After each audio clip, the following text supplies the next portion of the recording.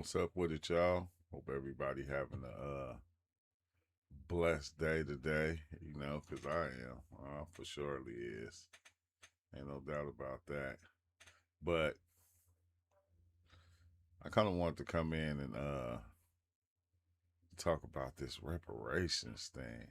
It's like kind of weird that,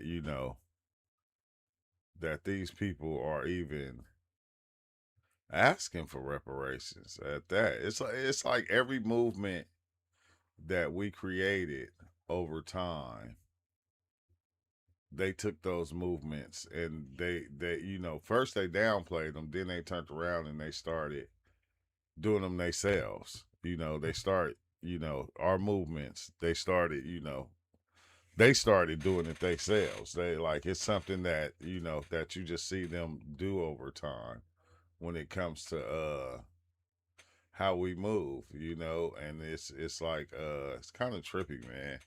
It's kind of trippy. Like, even to come here, commit fraud, and do all these different things, and then turn around and ask for reparations in itself is just like, to me, it's barnacles. It's barnacles. And, people talking about it.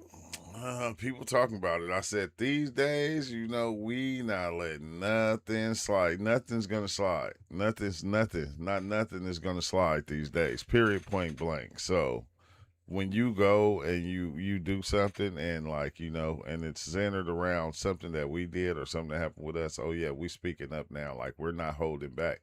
Like, FBI is not holding back on anything these days, but we're going to jump into the video and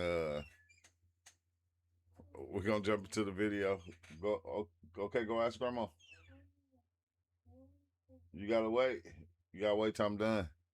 And then, yeah, let's just go on and dive into the video. See what these people talking about. My people went through slavery, Jim Crow, and all kinds of stuff, and you never once supported reparations for us. But now you think y'all deserve reparations for illegally coming into the country and facing the legal consequences? You really think y'all about to skip all over us and ignore us? You gotta be out of your mind. And we are going to have some form of reparation. And listen, this Pramila Jayapal lady, this is not her first time saying this. She's been fighting for reparations for at least the last 7 years for illegals since she's been in office. She's supposed to be the first woman from India to serve in the House of Representatives. And not once did she ever support reparations for Black Americans. But the caucus she's a part of, the Asian caucus, they use the Black caucus every single time to vote for someone. My people went through. Wow, that's what I be saying. Like, when they people get in office, they fight for stability for they people. Like, they'll act like we not even here. May the ancestors follow each and every one of you home for the disrespect that you have shown today. Our ancestors will get their lick back on you. I hope you enjoy it. It's crazy, this reef right here, right? Because I used to work at a flower shop, but this is like if you was going to go get a reef, at least get one of the more expensive ones. This is like one of the small, cheap ones. They get huge. They get huge where I can't even do it on camera. They get hella huge, but this little cheap one right here, come on. One of you home and get their lick back on you for the disrespect that you have shown today. It is not our fault that you went into neighboring towns and villages and stole people. It's not our fault that you sold your mothers, that you sold your fathers, that you sold your brothers, that you sold your sisters, that you sold the teachers, the doctors, the farmers, everybody. You sold them into slavery, and now you have a brain drain. That is on you. Your nation will forever be cursed until you do right by us. Until you do right by the foundational Black Americans, you will forever be cursed. That is why you are begging the year of return. We all know that your whole country was broke. That's why you had the year of return. That's why you tried God. We are What? home. 3 The place that billion? sold us can never be home to us. We are home. They trying to run the Ghana Juneteenth experience. We will not come back and They save be you stealing from the everything. trauma that you The ultimate New Year experience. Dang. Future Festival only. Afrochella. Wow. on yourself. Y'all went through all that trouble of doing those rituals to make sure that the 1% of people that were sent here to the United States, that their souls could not remember where they were from or how to take revenge out on you. And look, you brought your behinds over here, and now they followed you home. You showed them the way back to enact revenge on you. 1 week later.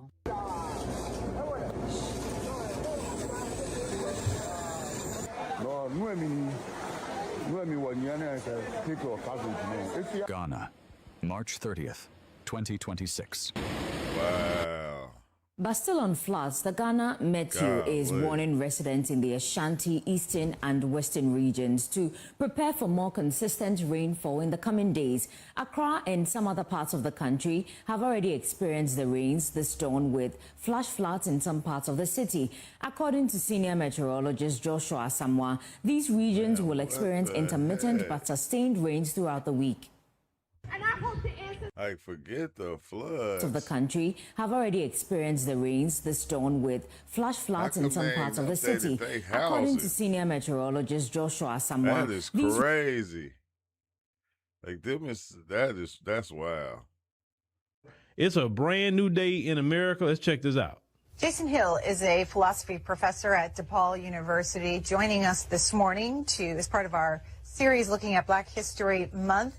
Professor Hill, you wrote a book, What Do White Americans Owe Black People? How did you answer that question? My argument is that reparations, by and large, have already been made to Black Americans through the 1964 Civil Rights Act and through affirmative action programs, through cultural reparations, I argue, have been made through Black Studies programs.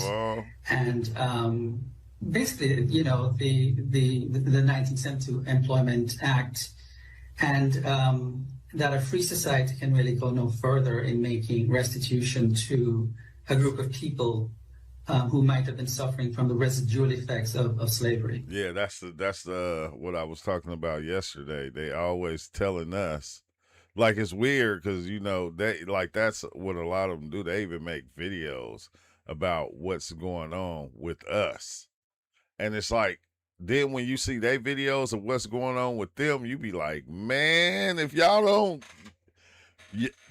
y'all should be making them videos.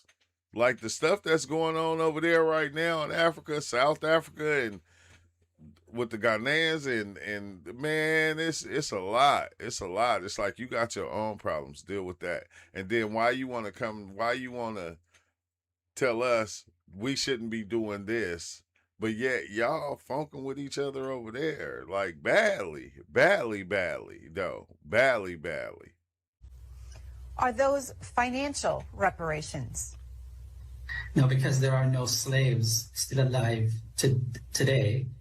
There can be no, on my reasoning, going by the logic of the Civil Liberties Act of 1988, there can be no direct financial compensation. Antoinette in Philadelphia. It's wild how they say that, as if they don't understand what's going on and what's been going on today. I think that's the problem that I have with these people when they try to speak on reparations for us right now. Is the fact that y'all don't have the full story. Y'all go, well, you know, there's no more slaves. There's no more slaves. And it's like, wait, no, we're descendants of slaves. Okay, if that's the case, then how can the Ghanaian president come over here and do what he did and even go to the UN and ask for money or ask for reparations or, you know, even ask for slavery to be acknowledged, that it was like one of the worst things that happened in the world right here in the United States, and they agree on that. It's like, I feel like Ghana should start paying out reparations first. They should, since you did that, you might as well start paying it out first. Yes, good morning. Morning. I'm Because look, Wait, hold on. Listen to this guy right here. Bet a vessel, a boat at Cape Coast, and you decide to go to the north, go to the Bono area, get to the Ashanti area, get into the Asin area, and you are chasing your own people, the strongest among them. Then after 100 years, you say, I should be compensated. Who should compensate who? Mr. Speaker. Chasing your own people, and then 100 years later, you should say you should be compensated. He like, wait, we compensate who? With the greatest respect, I don't want us to create a certain impression that, it's already done. Expressing an opposing view to this whole reparation thing makes you anti-African, or you are not thinking about the suffering. Who suffered? Exactly. We maltreated our own. We maltreated our own and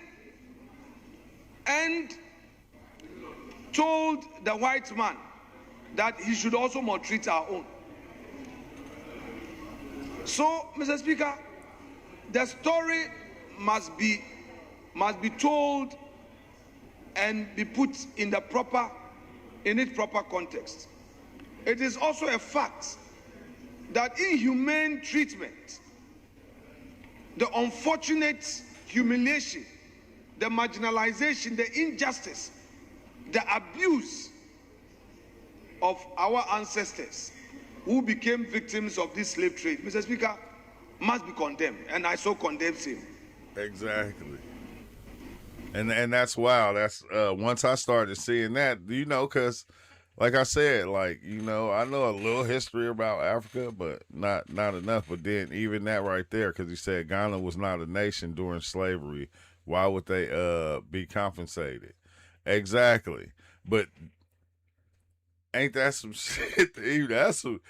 Even think about that. Like, it had you kind of brain rot, because it's like, wait, then how come they asking for? Like, they didn't even exist then. They were treated as less human. And Mr. Speaker, if that is where the argument is being situated, then Mr. Speaker, I'm all for it. But he's saying it right there. He's saying it right there, which is telling his own, basically. If I may speak, I've been telling his own, basically. Like, come on now. Like, how is they supposed to get reparations if they weren't even the ones who the shit happened to? They gave away. They was selling slaves, and then the way they was treating the slaves, they was giving the slave owners the knowledge of how to run the slaves and treat the slaves. Like, this basically what he said. Like, so how could they even be asking for anything? How could they even be saying anything about this? That's why I said them motherfuckers should be the first one to be giving up something for the slaves, the ones that who families were slaves, who ancestors was slaves. Ghana should be the first one. Just, hey, look, we just gonna write a check, and get the thing started. If anything, instead of basically going up there and trying to put themselves like they're the victims and they should get something. This Representative Jayapal, Democrat, is saying that if they win the mid-election, they need to give reparations to the children and families traumatized by ICE. Need to be held account for the trauma that they have created, and we are going to have some form of reparation for the kids and the families that have been traumatized through all of this. Not the Black Americans that have been traumatized for over the last 450, 500 years in this country, or the ones that have been holding down the Democratic Party. No. When I tell you as Black Americans, you better stop taking your eyes off the prize, because you continue to make Democrats and everyone else out here think that we good. Black Americans is good, y'all. We need to focus on a whole new group of people here that have not even bought into this, paid into the system like we have. This is so disrespectful. Number one, who's going to pay for them reparations? because it damn sure wouldn't be Black Americans paying reparations, the people who came here.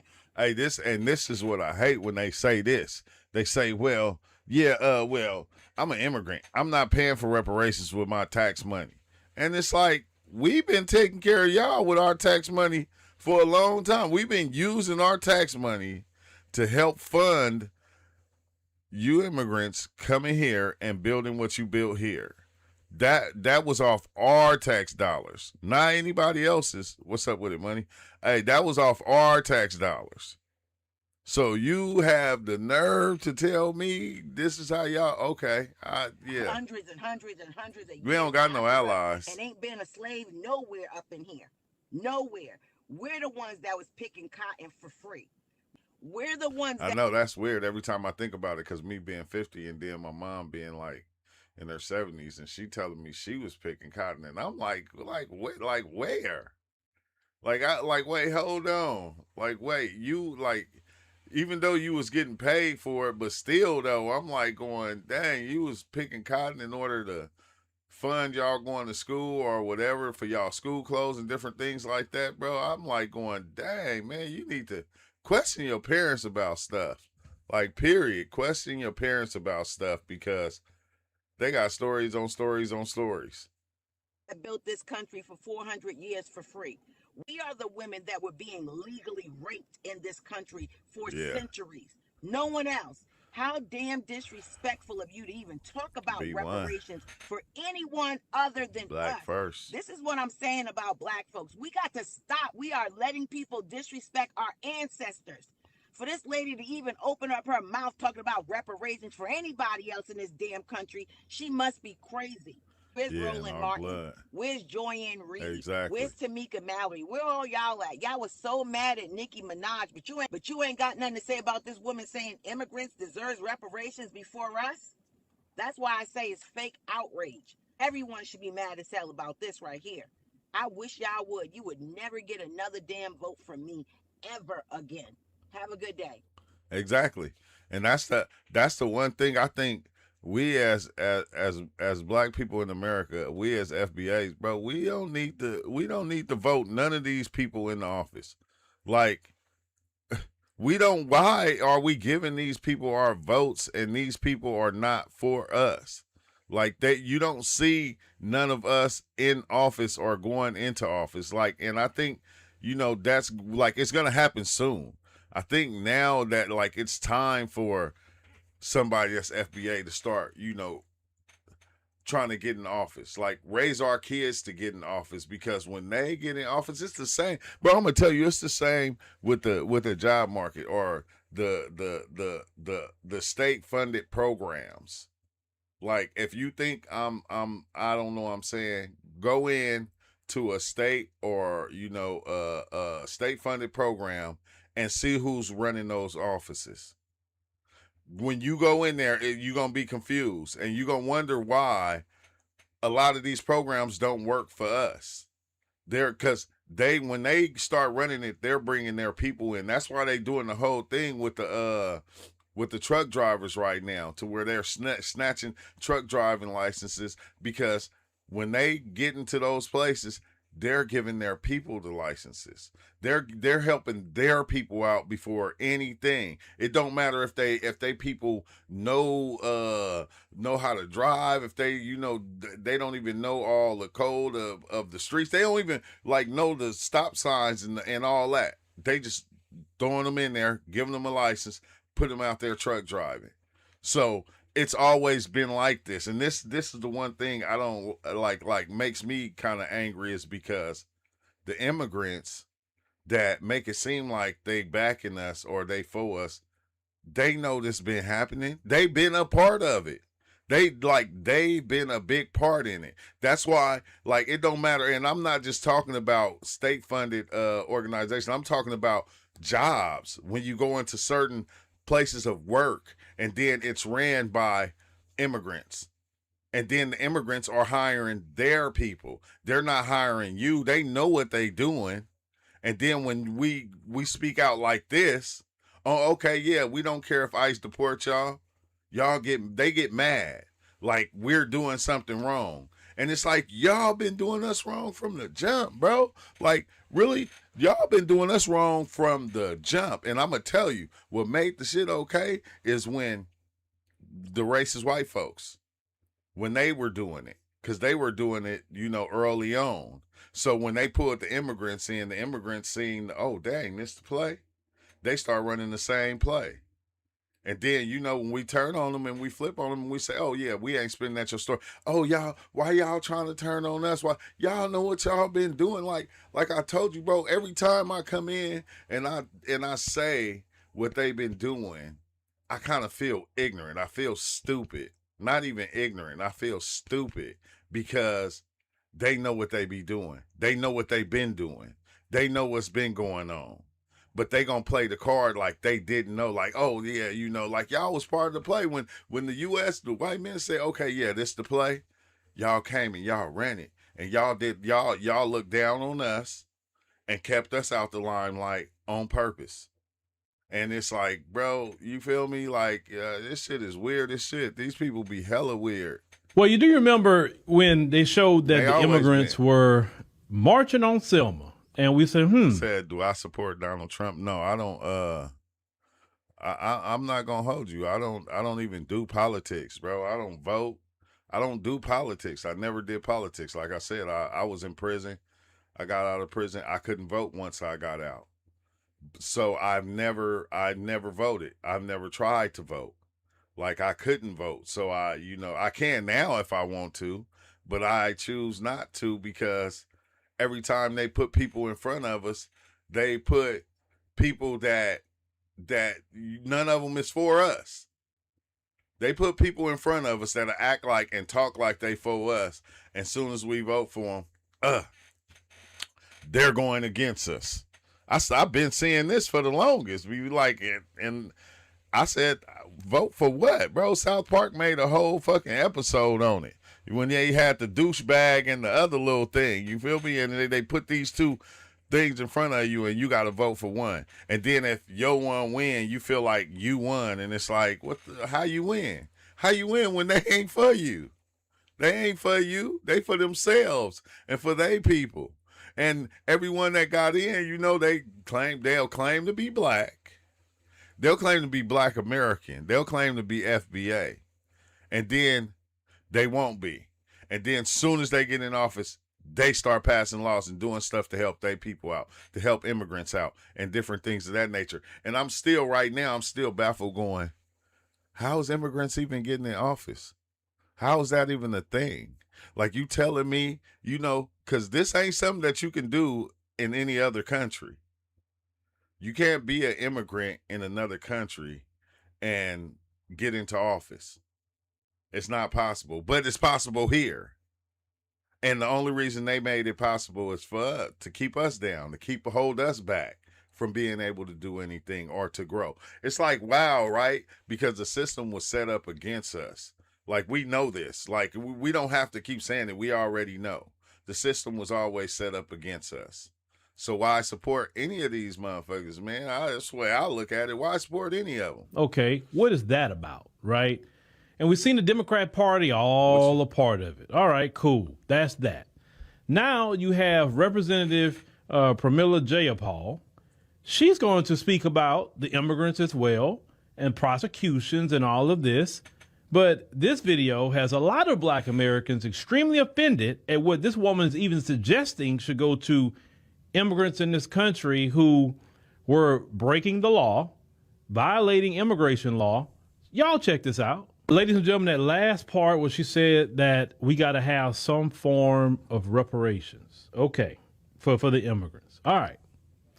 So this is what the Democrats are suggesting now, Black voters, that you come in this country, you overstay visas, you come in this country, your TPS expired, you just snuck in the country, right? You didn't have none of those programs. Your green card expired and you're still in the country and they told you need to leave America. And then they catch up to you and say, hey, you don't have a legal right to be here, so we're going to detain you and deport you out of the United States of America. What the Democrat Party is saying is that well, because of that enforcement on these people, we need to give them well, you do your we got to give them reparations because of this. Yeah, it's wild because I was just looking that up. It's like it's like immigrants can vote, but it's like how many immigrants do vote? So yes, let's see, like more concepts. Concepts may vote. Federal election may apply. See the rest of the election is illegal for a non-citizen to vote in federal election. No evidence that unauthorized immigrant green card holders. I know immigrants can vote though, but I don't think if they ain't got no green card. Because it's like, I don't think it's hard to make yourself a U.S. citizen. And do they even check that when you go into the voting? When you even go into the voting booth, do they check that? Is that something that they even check? Ladies and gentlemen, that last part where she said that we got to have some form of reparations. Okay, for the immigrants. All right. So this is what the Democrats are suggesting now, black voters, that you come in this country. Yeah, say more than half of U.S. immigrants are eligible to vote. Like more than half of U.S. immigrants are able to vote. You overstay visas. Basically. You come in this country, your TPS expired. You just snuck in the country, right? You didn't have none of those programs. Your green card expired, and you're still in the country, and they told you need to leave America. And then they catch up to you and say, hey, you don't have a legal right to be here, so we're going to detain you and deport you out of the United States of America.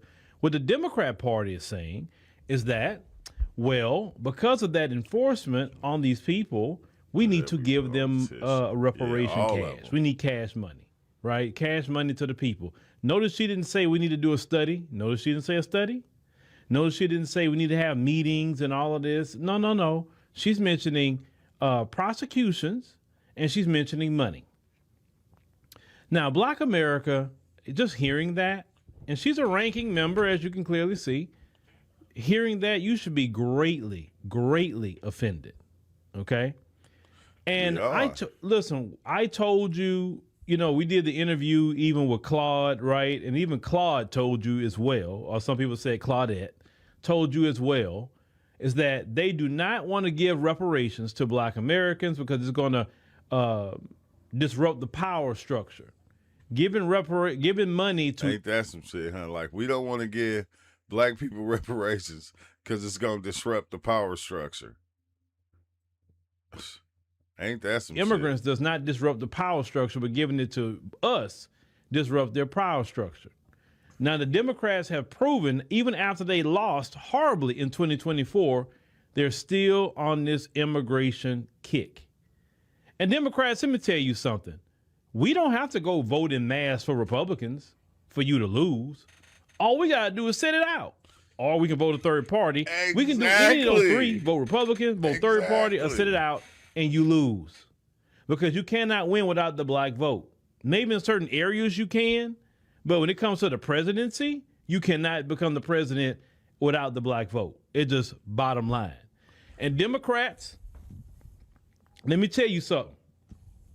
You keep talking, ladies and gentlemen, that last part. Hey, for real, sit it out. Like, what are we doing, bro? And I'll be the first to tell you, I don't believe in reparations.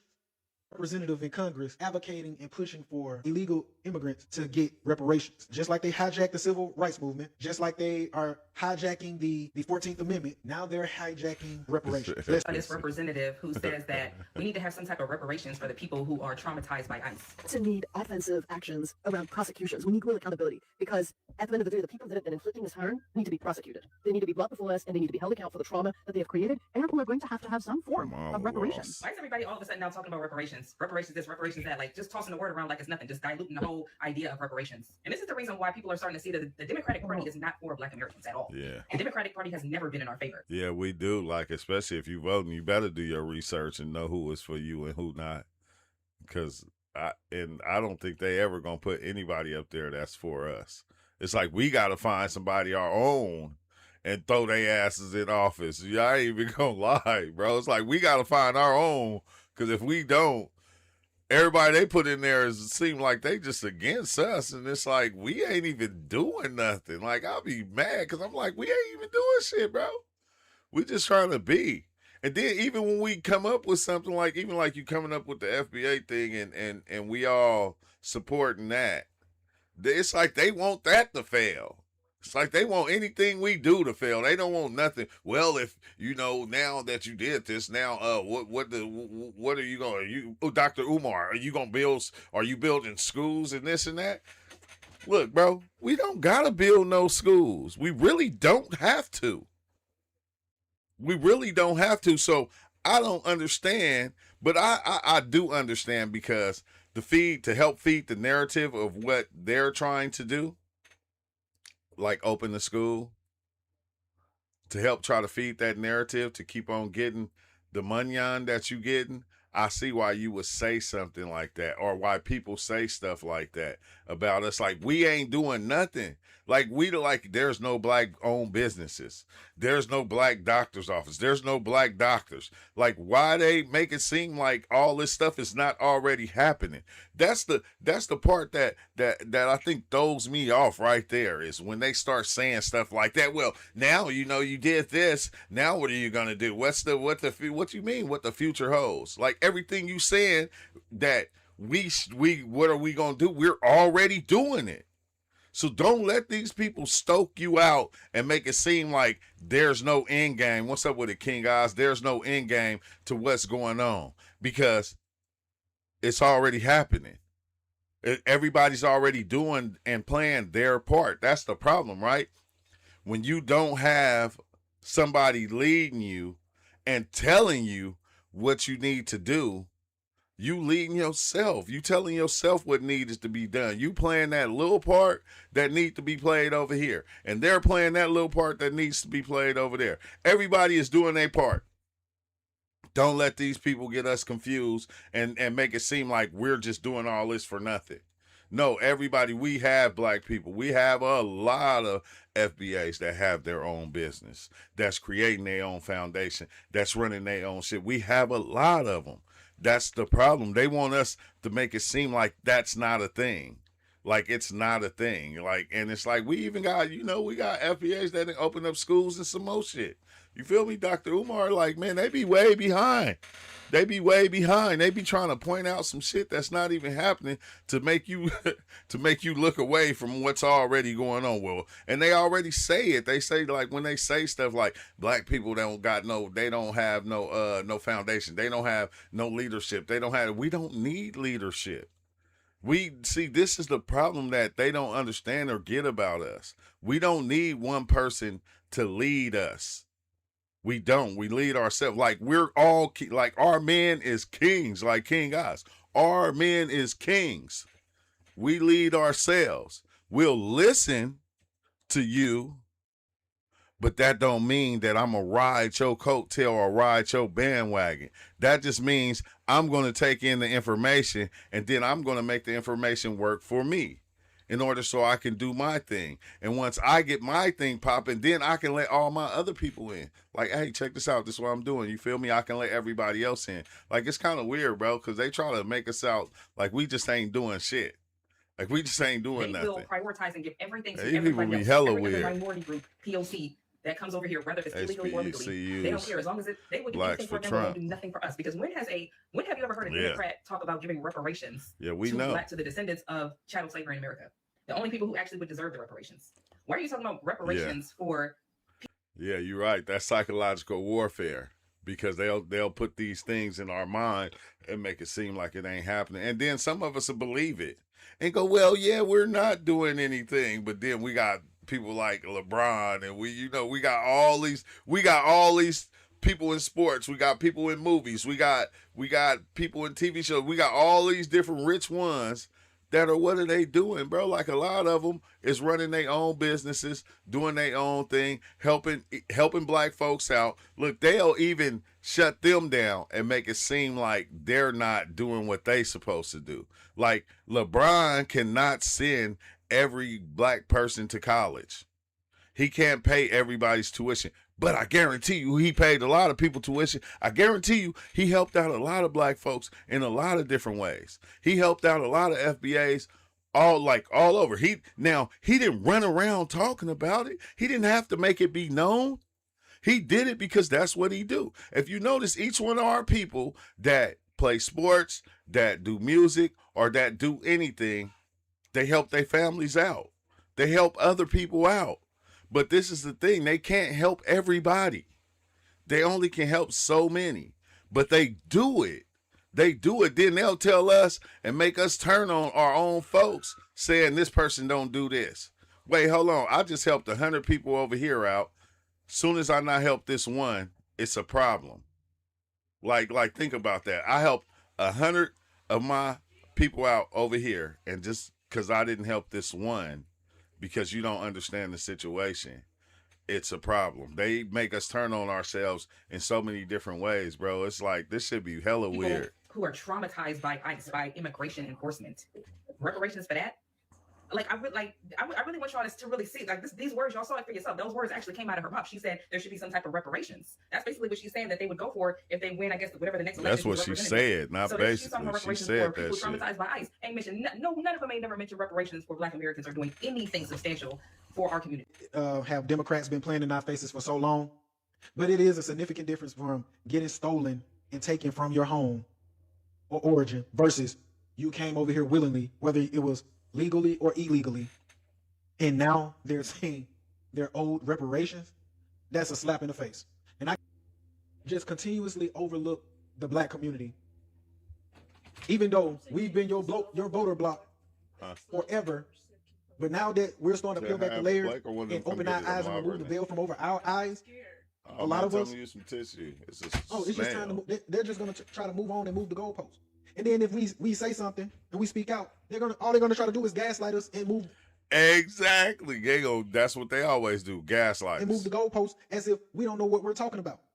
Exactly. That's what I was saying. Every time they're gonna make it seem like we're the crazy deranged ones. Like, everything we say, they make it seem like we the problem.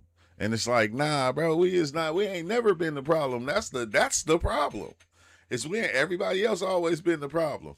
Like, we don't run around terrorizing no other people. If we terrorize anything, we terrorizing ourselves. That's it. Nothing else. Ladies and gentlemen, that last part where she said, we also need offensive actions around prosecutions. We need real accountability, because at the end of the day, the people that have been inflicting this harm need to be prosecuted. They need to be brought before us, and they need to be held account for the trauma that they have created, and we are going to have some form of reparation. Not the Latina Democrats up here talking about they need reparations because of ICE raids. What is going on in 2026? Y'all, I don't know what type of timeline this is, but reparations, wait a minute, because... Are they losing the plot?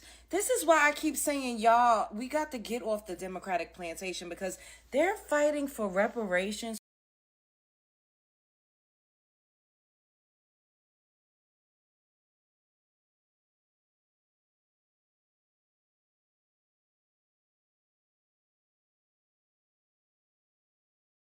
for illegal immigrants. Like, everybody keeps saying, oh, ICE is ICE. Do y'all know what ICE is? ICE is a U.S. Immigration and Customs Enforcement. It's the primary federal agency under the Department of Homeland Security responsible for enforcing immigration laws and investigating cross-border crime. ICE focuses on detaining and deporting undocumented immigrants and investigating transnational crimes, including human smuggling and trade violations. So They deserve the illegal immigrants. Child, I'm stumped. As a Black American, and all that we've experienced in this country, Democrats have said time and time again why they couldn't give us reparations or why we don't deserve it and how. My bad. Yeah, I was muted. They in there scared of a slug. I gotta go kill the slug. I'm like, it is a slug. Like, you know, like, why the whole house scared of a slug? Like, you know, my 16-year-old, he in there, he taller than me. Like, you scared of a slug, son? Come on now. They calculated, yet they're so willy-nilly and gung-ho to be advocating for reparations for people that came into the country illegally. And I don't need y'all to get up in my comments popping and talking about, oh, it's because they was detaining somebody is something that law or all types of law enforcement does. The reason why our crime statistics look the way that they do because we always get unlawfully detained at higher and disproportionate rates other than in comparison to other groups of people. Being detained doesn't mean that you're getting deported. So, of course, sometimes they might make a mistake, but they let you go. Yeah. But y'all think y'all deserve reparations for that? Oh, they really trying to get us out in the street. Hey, look, this is what like I told you, like, this shit be so comical. You can't even be angry no more. Like, because that's how they looked at us. They looked at us as angry Black people. That's why I always had the mad Black woman. And it's like, we not even angry no more. But think about that. We've been getting shot by the police, hemmed up by the police. You like it's a whole different ball game when you get pulled over for a tail light and they have you get out your car and they search you and search your whole car. A lot of people don't go through that. Like, that's something that a lot of us as FBA Black folks been going through. I've been going through it since I was, since I first started driving. I've been going through that. I done been pulled over for a tail light. I done been pulled over and not even speeding. I done been pulled over just for driving black and get pulled over. And they run all my stuff, search my car, go through my whole car, don't find nothing, don't give me no ticket, and then just let me go. And every time, like, I didn't argue. I didn't argue or anything. I said, if that's the case, they owe us so many reparations. If that's the case right there, if they throwing that in there, we need to put that in our shit too. Hold on. Y'all want to take some of our shit? We gonna take y'all's too. Because that's the shit that's been happening to us forever. Forever, bro. Forever. And it ain't changed. It's still happening right today. Because we keep saying, oh, we're sitting this one out. We gonna chill. We gonna party and bullshit and work and do what we need to do behind the scenes. But could y'all imagine if they gave illegal immigrants reparations for U.S. Immigration and Customs Enforcement doing their job? Now, I don't agree with brute force. I don't agree with any of those things, but when we've been on the chopping block, they say, oh, just comply. So if you just comply, they ain't got to drag you out your car. If they say get out your car, get out your car. They ain't got to drag you. Exactly. If you don't run off and leave your little 6-year-old son by himself, they don't got to escort your son and your kids nowhere. They probably will be able. Now, ain't that some shit, right? Because this is what we've been teaching to our Black kids for the longest. This is what we've been teaching. Able to go with you. Just comply. Or do the proper paperwork route to legalize yourself. There's immigration laws in every country in the world. But for some reason, when it comes to the United States of America, y'all feel like it's a free-for-all. First, it was the Somalis saying that they deserve reparations. Now it's the Latin Democrats. Child, Trump is an idiot. What y'all think? Do they? They try to bait us in because they want you to act. That's why they ask you for your ID, ask you for all your shit, and then they say, "Oh, they smell like I smell weed in the car." It's like, you smell weed. Like, you know what's crazy, right? Before weed was legal here in California, they would smell weed in the car. They wouldn't even say nothing. This is before it even got legal here in California. You get pulled over, you know, because we be smoking in the car, and they smell it. Did nothing happen. They wasn't tripping. They'll check, see if you got guns or anything. They always get us. That's the first thing they try to do. I'm just trying to make sure you ain't got no guns or no drugs in the car. And it's like, wait, what the fuck? Do all of us carry guns? Well, yeah, you know, in Fresno you had to. But that's a different story. But I'm just saying, this is the thing that they've been doing to us for the longest, bro. Like, it ain't nothing new. I done went to jail a couple of times just because driving while black. Like, many a time. It's been a few times. I don't even know what to say. Spread love is the Brooklyn way. What y'all think about this? I really feel like this might cause a riot in the street. Like, I don't. It need to. That's what we need to do. Hey, it's crazy, right? Because I remember a time, like, because they say how they be running, ICE be running up on people and grabbing them. I remember one time we was chilling in the apartments. We was just chilling. Everybody was just standing around. And my uncle was leaning on the wall like this. And he went like this. Like, he was like, wait, he stood up and he was like, what the fuck? When he went like this, it was a handcuff on his hand. It was a handcuff. Police right there just handcuffed everybody. You're like, this is something, like, if we had to get reparations for not just slavery, like that's what's crazy. It's not just slavery, but everything that happened afterwards.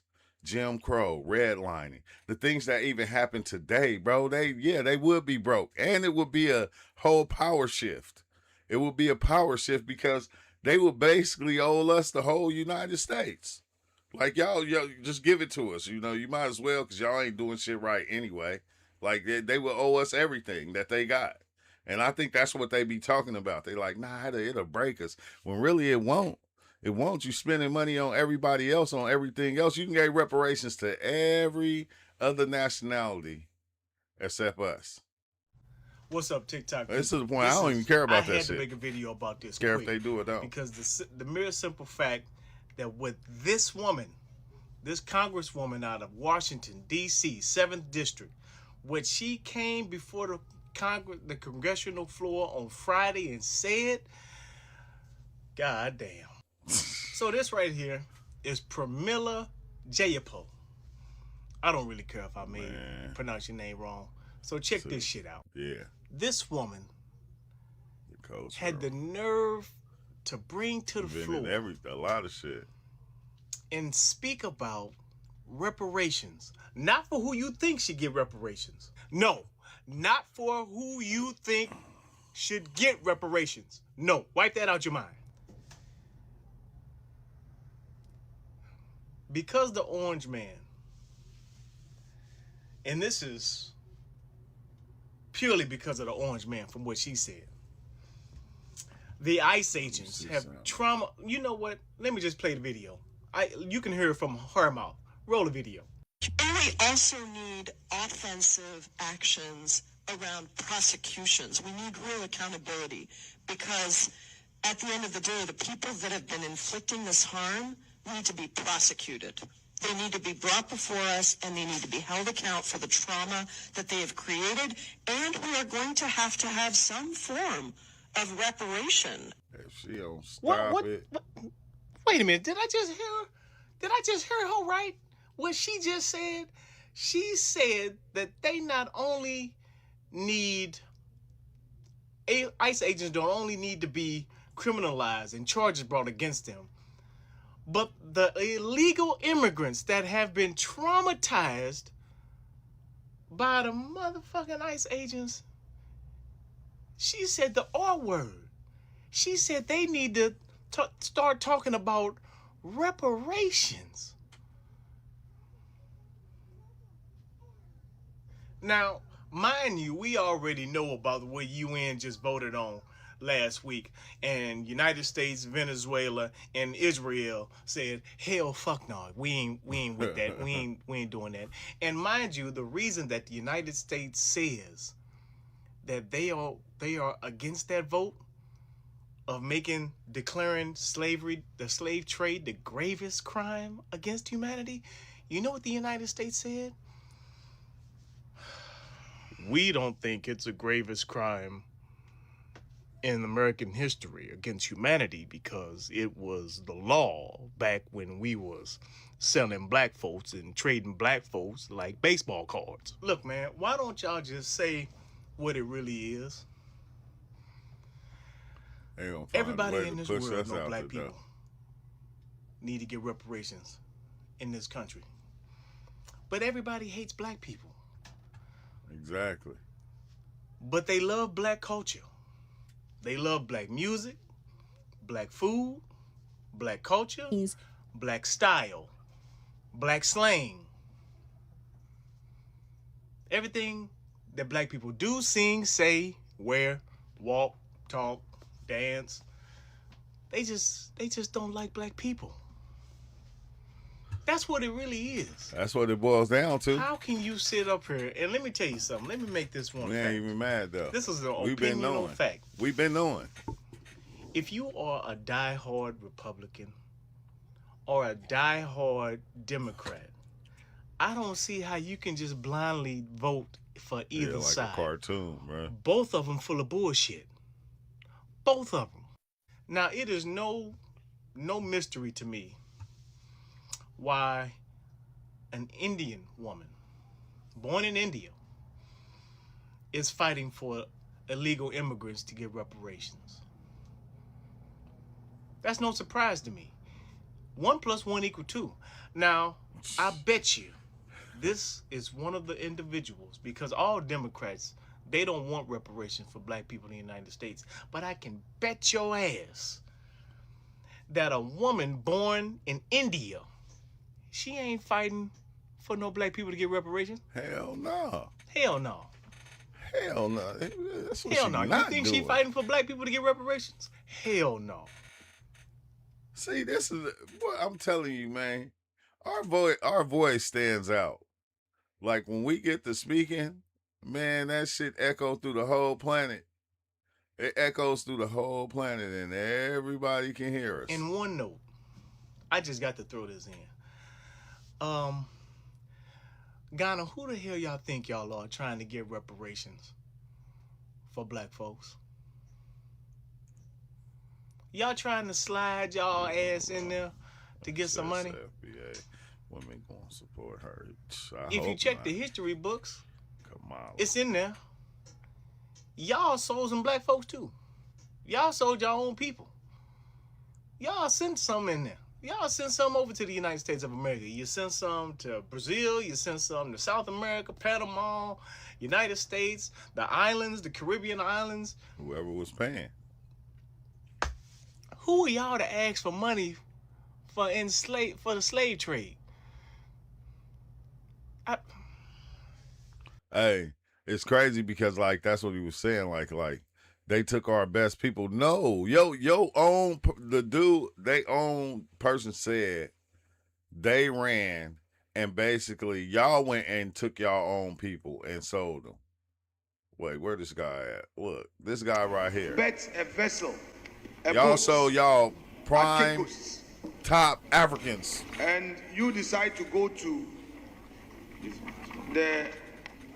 the north, go to the Bono area, get to the Ashanti area, get into the Sin area, and you are chasing your own people, the strongest amongst them. You hear him? You chasing your own people, the strongest among them. These are the ones y'all went and y'all tried to get up out of y'all country because how powerful they were. He said the strongest among them is the ones that you were chasing. Get into the Sin area, and you are chasing your own people, the strongest amongst them. Then after 100 years, you say, I should be compensated. Who should compensate who? Mr. Speaker, with the greatest respect, I don't want us to create a certain impression that, expressing... Look, he even laughing. Because this shit is funny, bro. This shit is all some weird-ass game going on that we not clearly seeing. Like, it's a weird-ass game going on, and, we can't get emotional about it. Look, he even laughing, going, what the fuck is going on? An opposing view to this whole reparation thing makes you anti-African or you are not nothing to do with Ghana. Thinking about the suffering. Who's suffering? Who's suffering? We maltreated our own. We maltreated our own and told the white man that he should also maltreat our own. Exactly. You showed them how to treat the slaves. The story must be told and be put in its proper context. It is also a fact that inhumane treatment, the unfortunate humiliation, the marginalization, the injustice, the abuse of our ancestors who became victims of this slave trade, Mr. Speaker, must be condemned, and I so condemn him. He said the ones that mistreated and did this thing, they gotta be condemned. Meaning, you Ghana and the other ones over there. And Ghana, they didn't even exist at the time. What the hell? I don't even want to say Ghana. Africa. You Africa? They were treated as less human. And Mr. Speaker, if that is where the argument is being situated, then Mr. Speaker, I'm all for it. But and that's crazy. See, now, he's not doing like the Ghanaian president. See, the way he's talking is like, bro, like, no, this is something that, not is for anybody over here.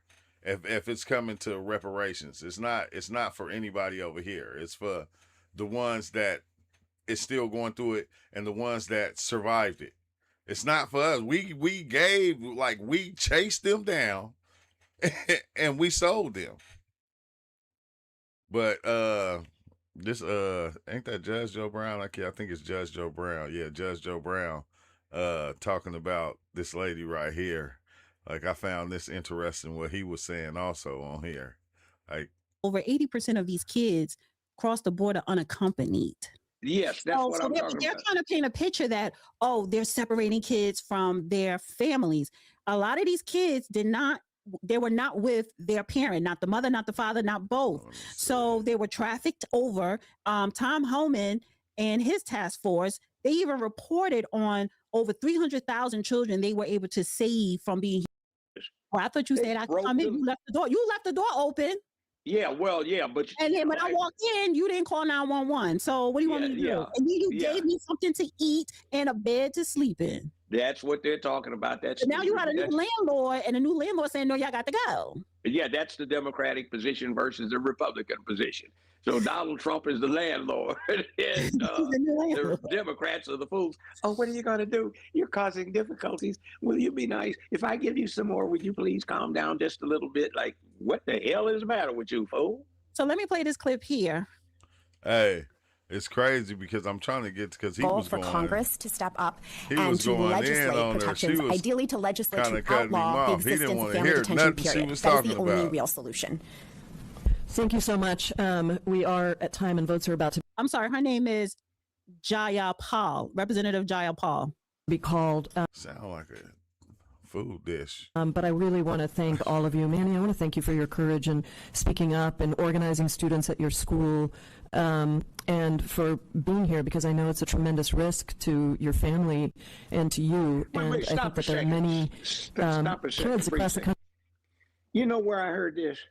Some damn fool lawyer was trying to tell me that nothing should be done to these children who were helping out this drug lord sell crack because they were just children, but this enterprising drug dealer was using children to run the drugs. It's like, wait, excuse me. What do you mean nothing should be done to stop this? You see, the children, by where they are, that's criminal. If they're staying with the parents, you don't not lock the parent up because he's got children. That's like, Judge, what am I going to do? I said, well, you should have thought about that. Here's the thing, Judge. Hold on for a second. Here's the thing. See, the children that they're talking about, majority, over 80% of these kids cross the border unaccompanied. Yes, that's what I'm talking about. They're trying to paint a picture that. Hey, because over there, like, I think that was like, it was India, or it was one of them countries. They were Indian. But I told you, bro, they was handing their babies over the gate to get them up out of their country. They was like, I'm talking about babies, kids, everything, because everybody couldn't go. So they were handing their kids, like, here, at least just take my kid over there and I stick here and I go through this. And it was like, bro, I want to say it was hundreds of thousands of them. Like how this is right here. It was hundreds of thousands of them trying to basically get on the plane and come over here, or trying to escape whatever was going on over there. It was terrible. That, oh, they're separating kids from their families. A lot of these kids they were not with their parent, not the mother, not the father, not both. So they were trafficked over. Tom Homan and his task force, they even reported on over 300,000 children they were able to save from being human trafficked. Yeah, but see, it's like this. Ma'am, excuse me, but don't try to run that on the court about what's happening to your children.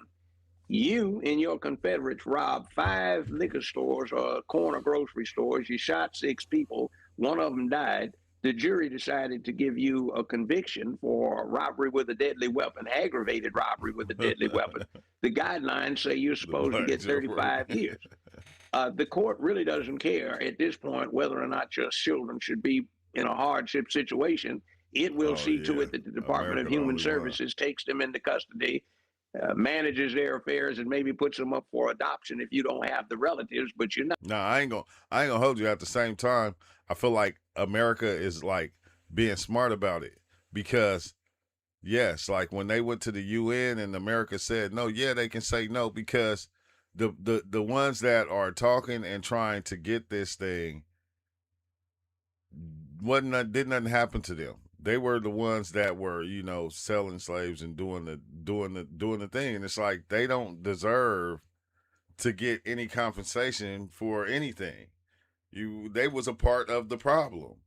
And America said some more shit too. America just ain't for that shit. They like, nah, we ain't been giving them niggas nothing. We ain't giving them nothing still. Like, America is cold as ice. Not staying out of jail after these hideous felonies just because you have children. You should have thought about that on the front end. So let me play the rest of this. Country that are inspired by you. I know we are, and I want you to know that we heard you loud and clear, and we're going to make sure that this testimony gets out to everyone and to the. It's very, very difficult. It's such a serious situation, but how beautiful to have your children here as well, your nieces and nephews here as well, to give us the joy of children that every child should be experiencing. Can you stop a second? The abuses of the violations. Yeah, stop this. Can you stop a second? There are a lot of us that don't get moved to tears by this, but to intense anger that stupid jackasses like this fool who set this condition up are unpunished, that are still holding responsible positions so they can continue setting this mess up. What they did is they set things in motion that resulted in what this fool is crying about. Don't give me this crap. You were trying to maintain your authority to run your social programs and your silly agendas, also to make sure that your folk in high finance continued to make enormous profits from what they were doing. And you set this up. It's not Donald Trump. It's not the Republicans. They're trying to clean up a mess that this kind of somebody is responsible for. And you know what I'm hearing? Again, this sounds like Nazi agents in 1934 and 5 trying to justify what they did to the Weimar Republic to destroy it in Germany. Deutschland, Deutschland. Yeah. Difficult to capture. And I think we're going to have to continue to make these connections for the country like about how on every sphere, every level, we are seeing these continue. We have to continue to call out the profiteering. Representative Castro mentioned this. It's something I've spent a lot of time on. We need to outlaw private prisons for immigrants. That should not exist. These should not be there for profiteering for big corporations that then channel those profits back into this administration that facilitates. Look, bro, look at what they're doing. Are you paying attention to this? Private prisons for immigrants. What about the private prisons for us? The private prisons, the American private prisons. Like, America has more prisons than all the other countries put together. That, like, prison in America is like the new slave shit. Like, when I was in prison, you know how when you go to the government offices like the court building and all those different things. We made all the furniture for that. For each office, those chairs that you see them sitting in, the tables, the desk, we made all that shit in prison for $2.50 an hour. All of it. Like if you go, a lot of them still have the tag on it, and the tag will say Prison Industry Authority. So this, like, them getting compensation for the stuff that's happened to the immigrants is just them shedding light on what's been happening to us for the longest. And they're shedding light on it going, you know, we know it happened to them, but we need to get paid for this. You feel me? Like, but all the stuff that they're shedding light on, or that they're talking about, like, it's shit that's already happened to us. That's still happening to us. They're still using prisons to lock us up and have us doing their biddings, because in prison, you don't really, you know, you don't get paid really no money for making the stuff for the government in prison. Like, that's the wild part. So it's like, these people that lost their mind, and at the end of the day, when we are back in power, one of the important things we're going to have to do. You heard it when she just said, and at the end of the day, when we are back in power. Exactly. Yeah, I hear it. That's what you're trying to make happen. That's why we've got this mess to begin with. Like they said, 5 years, if they're in a refugee status, they become citizens automatically. They don't have to do a damn thing. They get to vote in the elections. And if this had been made retroactive by that shyster Harris, Imhoff, getting in office, she could have signed an order that made it retroactive to January 2020. These criminals would be able to vote now, and they would be rewarded for their criminality. What kind of fool son is that? Oh, if you break into my house, I'm going to make sure you get treated real well. So let me finish. Number of different things that need to happen. Number one, we need defensive reform. We need to stop the things that are happening that should not be happening. We need offensive reform. We actually. No, if you notice, he hot. He hot too, because he want to go off, but she won't let him go off. This ain't the video I was actually looking for. It was another one where he was going off, but she keeps slowing him down. Let him go. Let him go. We need an immigration system that works and recognizes the contributions of immigrants to this country and establishes legal pathways for people to come to this country and for people to be able to get citizenship. And they've been a part of our communities for so long. Look, he don't want to listen to that shit. He do not want to listen to that shit. What's up with it, GS Tax? Hey, he do not want to listen to it. He wants to, every time she say something, he ready to go off. And she like, nah, don't, wait, hold on, let me finish the video. It's only less than a minute. It's only 1 minute.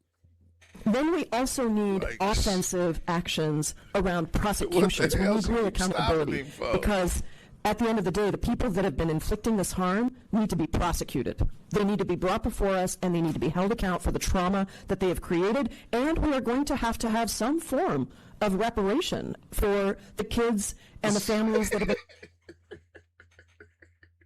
Let that man cook, man, because when she said that, you see, look at him, he said,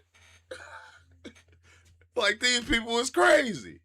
Like, he know they crazy. He an ex-judge. He know they crazy. Been traumatized through all of this. You talked about how there's no supports for people even once they're released.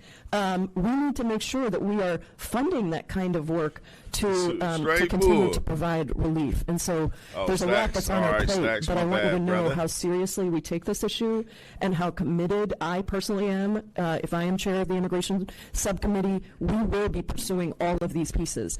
And your efforts, Manny, Mrs. Ern, Ms. Caballero, Ms. Diamond Kunst, Ms. Desai, are not in vain. And nobody's against immigration. It's just supposed to be illegal. Nobody's against somebody wearing a fine pair of shoes or carrying a nice purse. You aren't supposed to steal it to get it. You're supposed to buy it. She said the word reparations for their suffering. And I'm like, the audacity. I don't want to hear not near congressional, not near baby boomer, boule, black, white person. I don't want to hear shit about, you black people don't deserve reparations. Absolutely not. Because all of the things she just named that these illegals and immigrants were going through, we have been, and in some instances continue to, depending on whatever systems where you fall in the economic bracket, are still going through it. Black Americans, we're still going through it. How dare her? And this is the thing she said, when we get back in power. And so this is why I'm going with Trump. If you keep it up with the Iran shit, you are going to lose Congress. Not just because she's going to, let me finish. If Republicans are not in control of Congress and the Democrats are, they are going to, number one, do the impeachment proceedings. Number two, they're going to give illegals a pathway of some temporary status or reparations. They are going to give them reparations. And then a whole bunch of other things that Congress, who controls the purse, that they're going to do. So I'm sorry. And I think our nation right now is number one priority. Knock it the F off with Iran. They don't need to knock it off for Iran. He's going to have. If you don't, Congress is going to make you knock it off with Iran. So come on. Okay. Congress won't change because the election is in November.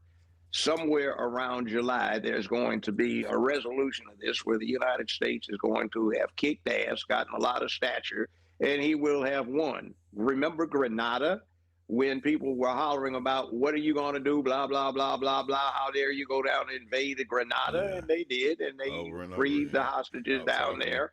The American medical, you aren't even aware of it. That's fairly recent. What does that have to do with Congress? It's exactly the same thing. They were saying. She ain't even hearing what he's saying. He said, man, what the hell? Like, stop falling for the agenda. They've been playing the same game over and over again. I'm going to give you the play. I'm going to run the play down to you. And you still don't hear the play? Same point. But what happened is the administration went in there, quickly kicked ass. They set up an invasion of Grenada. They restored order. They freed the American students. Invading Grenada and invading Iran are two different things. No, they're not. Because yes, they are. Because Grenada doesn't have any. They don't have no nuclear weapons, no bombs, and nothing like that. The point is that was a day trip. The point is, what he's trying to say is, everybody was talking shit. Soon as they went in there and they had a big victory, everybody was applauding them. So now everybody is talking shit, but when the victory lap is won, when it's run and the victory lap is happening, everybody's gonna. He's saying it's the same play. It was a day trip. So that's all that's gonna happen here. Listen. My point is, if you let these lunatics take control, Congress, White House, this country is done. You're not going to get them in control because the election is the election is. Listen, I know it's left wing control of the press giving you bullshit, so people will start saying they're trying to get you to do this. I'm looking at actual election results. What election results? So far, there have been a dozen of red seats flipped to blue. There aren't 12 seats that got flipped. State level, and this is just on state level. It's state level. That happens as a matter of statistical reliability. But it's state level that votes people to go to Congress. That happens all the time. You have to focus on the midterms. That's she ain't hearing nothing he's saying. He's like, man, that happens all the time. That ain't nothing. There hasn't been a situation in the midterms in the last 150 years where that hasn't happened. You have a lot of. I'm telling you right now, you have a lot of. You sit up there. You have a lot of hope and thinking that the Republicans are doing what they need. They're not doing enough. They're not doing enough. I'm making a prediction. I'm making a prediction. Since the Iranian Navy has been completely destroyed, since the Iranian Air Force has been completely destroyed, since the communications net in Iran, other than for civilian purposes, which have been left intact on purpose, have been destroyed, considering that their army is decrepit, there is not a damn thing that Iran can do about whatever we choose to do. We will take our behind in there. We will have a brief occupation for a few days, maybe a couple of weeks of certain areas key to the Gulf, and we will walk out of there. You're not understanding what I'm saying. I understand what you're saying. No, you don't. Let me make my point. Hey, I be hating that when you talking to somebody, right? You hear what they saying, but then you start talking and you just like, you're not going against what they're saying, but you have your own way of looking at it and you're trying to break it down. And they want you to understand what they just said. And it's like, I understand you, but you're not listening to me. Can you listen to me, though? Like, what the heck, man? That lady tripping. Can I have $1? For what? This game on Xbox. Oh, hold on. It went down because the Game Pass. Oh, that's cool. Please. Okay, hold on. Just $1. Okay, close my door. Yeah, give me a minute. Okay, I got you. You just asked me. I said okay. Oh man, but yeah, I don't know, bro. This shit is crazy. This is a lot. You know, I gotta get to my family. He said, bro, she just pissed me off.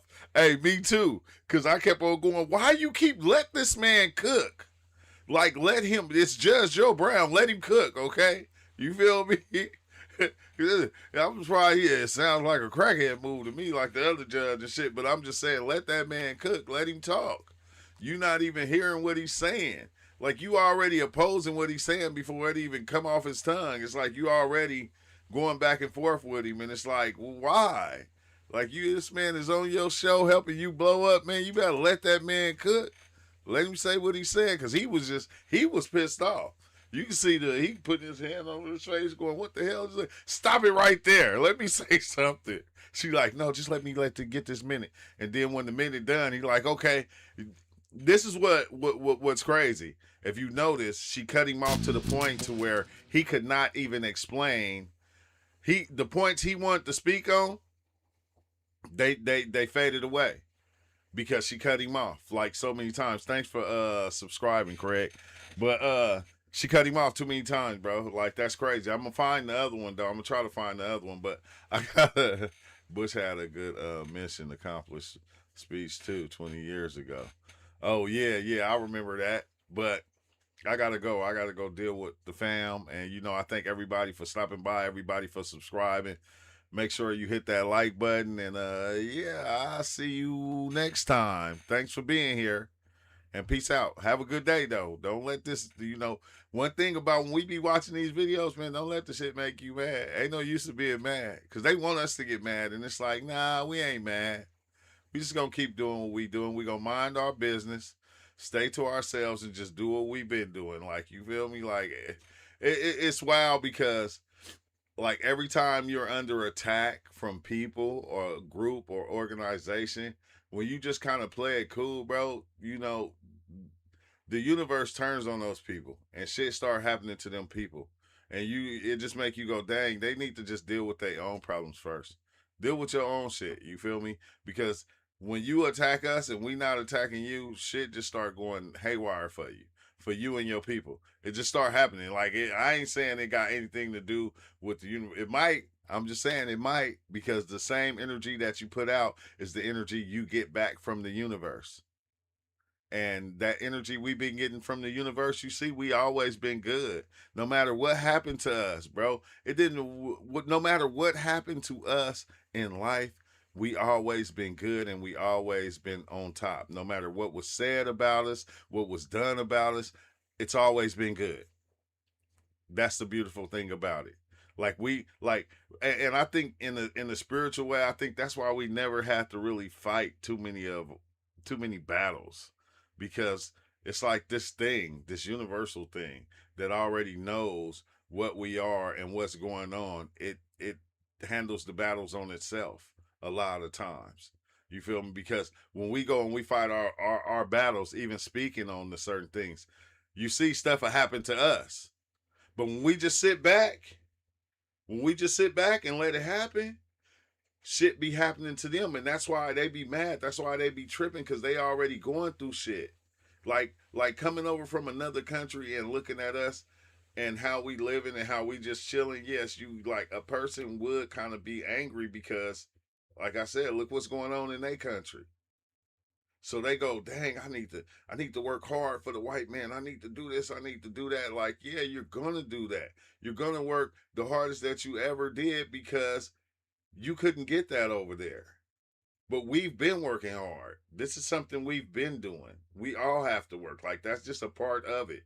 But yeah, bro, it ain't even no use of even going bad on people.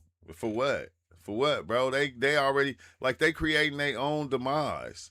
And, like, we're not even going bad. Like, when we just say, okay, delineation, and we say these other things, we different than you. Look at the kind of commotion that starts up by itself alone.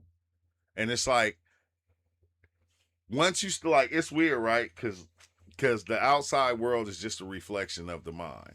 And a lot of them don't really, I think a lot of people don't see it like that. And they don't understand, like I said, why things is happening to them. Like the stuff that's going on in Africa right now. And every other racist country where shit just is going terribly bad. You feel me? Because people everybody want to hate black skin, and then they don't understand that reflection that it's like, remember back in the days, I'm rubber, you're glue, whatever you say to me bounces off of me and sticks to you. It's like almost like that type of shit. Like y'all say all these different things. I get it on the live sometimes, get people, come in spelling the N-word, like spelling it out. I get it a lot, bro. I don't even be tripping. I just go, these people ain't got nothing else better to do. You feel me? So basically what I'm trying to say, bro, do you mind your own? Fuck them. Like not in the sense like we don't care about what's going on with we know it's tragic. We've been through it. But stop coming for us and fix yourself, okay? Like we're trying to do. And I think that's the scariest part. Like they said, if they gave us reparations, it'll change the power, it'll change the whole power system. So us focusing on ourselves and doing our own thing, it's changing the power structure without the reparations or anything ever happening. Like it's already shifting. It didn't shift it already. Because you even got they own people going, oh yeah, that's wrong. You got immigrants speaking on their families and the things that they be doing. So it's like, bro, we just keep doing what we doing. Let them say, oh, well, after the FBA, then what? It's like, what you mean, then what? This is then what? This is the start of something new. And we've been started this. We've been doing this. We've been having black-owned businesses. We've been reaching for the sky. We already in the sky. That's the problem. But don't let them downplay us on like we're not doing nothing. Like, don't let them downplay us, bro. Make it seem like we not doing nothing as a people, because we are. Just because we're not all together as one, and that's what they'll try to make it seem like, we're not all together as one doing it. It's like, no, when one of us do it, we all follow. That's the thing. When one of us is doing it, it jumps to everybody else. You feel me? If you know science, you understand what I'm talking about. Remember how they had the what's names over here that learned the animals, they learned this one thing in the water, and then the other ones way somewhere else learn the same thing because of one of them, because the ones that learned over here, like them atoms go all the way over there. So we all as a people are connected. So it only takes for one of us to have an understanding or get an understanding for it to spread to all of us. And that's what it's been doing. It's been grabbing all of us, bro. And like we waking up on a whole nother level. This shit is weird as shit. But I don't get why you think people hate black people. No, it's a lot, because I don't get why you don't think people hate black people. I'm not saying it's all of them, if you hear what I'm saying. I'm not saying it's all people. What color are you? John Baden? I'm not saying all people hate black people. There's a lot. Come on. Now, you would have to be black and go through racism with every race in order to understand what I'm saying. Like, I'll say it clearly again. I remember being young, and like in my city, it was like Mexicans, and it was blacks, and it was Asians, and it was whites. And not being able to go over my Mexican friends because their parents was racist against black people. Not being able to go over my white friend's house because their parents was racist against black people. But they could come to my house because my family wasn't like that. Like even moving out here and moving to San Diego, like I had a Mexican friend that stayed across the street. Thanks for subscribing, Jones. But I had a Mexican friend that stayed across the street. Now, he was dark skinned like me, so they called him Negro. So I used to go over his house and chill with him. Like one day I went over his house, we standing in the yard and his mom pulled up. Now you got to understand, this man is 30-something years old. His mom hop out the car and start going off on him. You know why? Because he had a black man in the yard. And she's telling him, I hope you didn't have that dude in my house. And I'm like, wait, what the fuck? Like, your son broke as hell. Like, I'm coming over here, I buy a bottle and I come over here and buy some weed and come over here and smoke with him. Like, he broke as hell.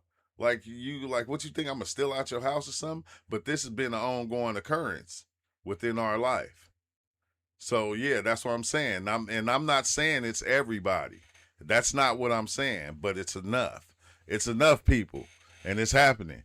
And it's crazy, right? Dang, because I meant to come in and tell my mushroom trip I had last night. Bro, I was in, I was literally laying in my bed trying to stay in this reality while a whole nother reality was going on right here. See, this is what's crazy, right? This is why we hear so many stories on YouTube, Instagram, TikTok, and all these different things. We begin to live the stories that we are hearing. Like, and we don't understand, this is how our minds work. They begin to, like when somebody throw a story at you and it makes you feel some type of way, it's because your mind is living that experience. It's living that story out again. It's living, like, even though it's happening to them over there, you're living it too. So on my mushroom trip last night, that's what was happening. Like, I was living from reality to reality to reality. And it was like the trippiest thing, because I'm laying on my bed looking up. And like, as I'm looking up, I see my room, but I see like 3 long bars going like this. They look like bars. They look like almost like, I'll call them life bars, because each bar had a separate reality going on. And like, say if I pay attention to this one, I'll be in this one, right? Everything else will disappear. Now I'm in this reality, which this reality is like a whole different world. It's a whole different place, and I'm existing there.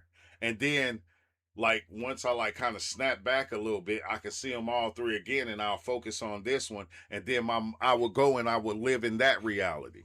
So, like, on a higher level, this is what we doing. This is what's going on with us that we don't understand. We living through all these different perspectives of life in our mind in many different ways. You're living it out.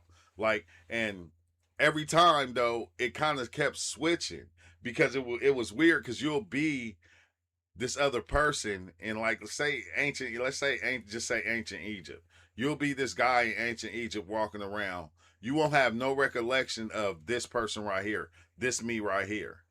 Like, this me right here don't exist. The only thing that exists is this you that's walking around in Egypt. Now I'm walking around in Egypt doing what I do as a person in Egypt in ancient times, and then, I'll snap out of it, and then I'll be in the 1600s. And I'm walking around, like, people like look like Benjamin Franklin's and shit like that. And I'm just living that life. And then I'll snap out of it. And then I'll be in like the 1600s, the 1500s or something like that. It's like kept switching up like that, bro. It was hella crazy, but it was dope at the same time. I said it's wild, because when you diving in on the psychedelics, you'll live many lifetimes. And like, I think we don't understand that our consciousness, it flows in like a endless stream of everything. So it's like endless. So you will live 1,000,000 times in one day. You can literally live an infinite amount of lifetimes in one day from every situation that you take on. Because when you go into a situation, or you go into a moment, let's say a moment, you go into a moment, right? And you say, like, I always explain it like this. If I say, okay, I'm gonna go to the store, I'm gonna grab a soda. And let's say I go jump in my car and I get ready to go to the store and I ain't got no gas in my car. Now, I already lived out the moment of just going to the store and grabbing the soda, but now I lived that one out already. But now I'm creating another one, because once I go jump in the car, I don't see no gas. Now it changes. Now the reality changed. Now I'm living out. I'm like, as I'm creating the reality I already lived out, it's changing at the same time. So when I get to the gas station, now I'm like, this is my thing in my head now. Now I got to go get gas in order to go to the store. So that's the second reality happening right there. On the way to getting the gas, somebody jumped in front of my car on a bike. I accidentally hit them. Now, I done lived out 2 realities already within within this happening. I lived out the one of me just going to the store, getting what I want, coming out.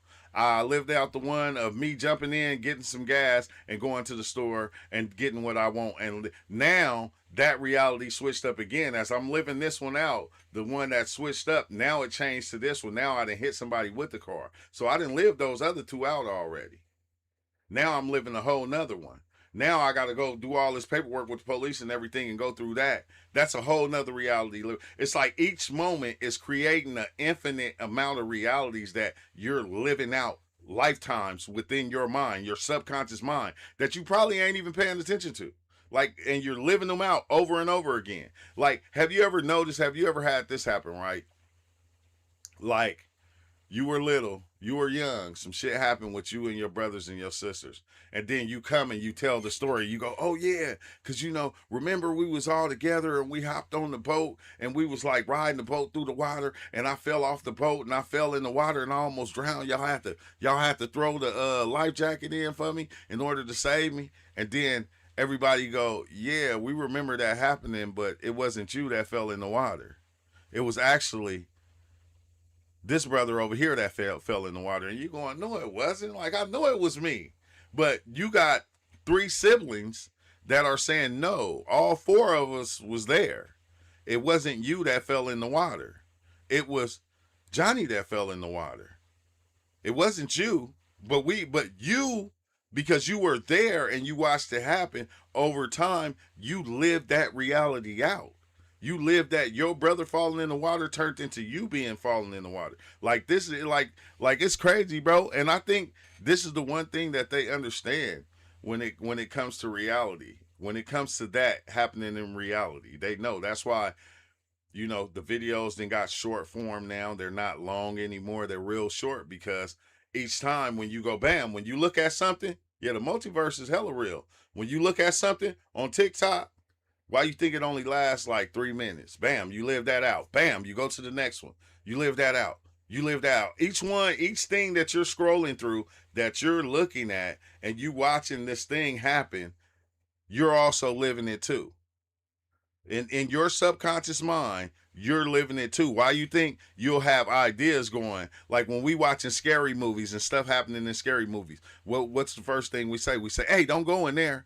I wouldn't have went in there. I would have did this right here. You just created 3 different realities within yourself. Not just the one that's happening that you're paying attention to, but then the one that says you would have made a different move. You made it, you lived that out. You feel me? And it's like, that's why I feel like, and I don't think we look at it like that because we put off everything that we do. Every moment that happens, we don't save them. We only save the good moments and the bad moments in order so the bad moments don't happen again. So all these different other moments or these other things that happen, they kind of get stored in our subconscious mind. And then when they come together, they put themselves together, they come out as dreams. And then that's why you dream, and your dream seems like a whole nother life in itself. And sometimes when you dreaming, you can't even tell it's a dream. I know I can't because my dreams are so real now, and I dream every time I sleep now. So every time I dream, my dreams is to the point now to where you can be watching TV. I can fall asleep, and whatever is playing on that TV, if I hear it, it's happening in my dream. I'm dreaming it. I'm walking around. I'm doing it in my dream to where when I wake up, my dream will be exactly point on with that movie you was watching. To where I can explain that movie and I never seen it before. I was asleep while the movie was going on. Like that's where my dreams are now. To that point, to where it's like and half the time it'd be like a conglomerate of everything that happened throughout the day or throughout the week, things I didn't focus on or things that I didn't watch. That's why I said, when we be doing these lives, if you pay attention, you will say something in the comments or I'll say something here and it'll pop up in one of the videos we see. Somebody will say the exact same thing that you said in the comment or the exact same thing that the video said. Like you'll notice this also, like if you actually pay attention, because we don't understand how we generate our own reality when we going on about life. So if you actually start paying attention to your every move, when you come home and you turn on that TV or you turn on that radio, a lot of things that you did throughout the day or stuff people said to you is going to be said right on that TV, or it's going to be said on the radio or on the music you're actually listening to. If you think I'm playing, start paying attention. Start paying attention to each moment. Don't look at it by days, every moment. I'm talking about each moment that is being saved. If you start paying attention, you'll see. And you'll go, dang, wait, hold on. Like, you'll be talking, like I'll be talking to my girl.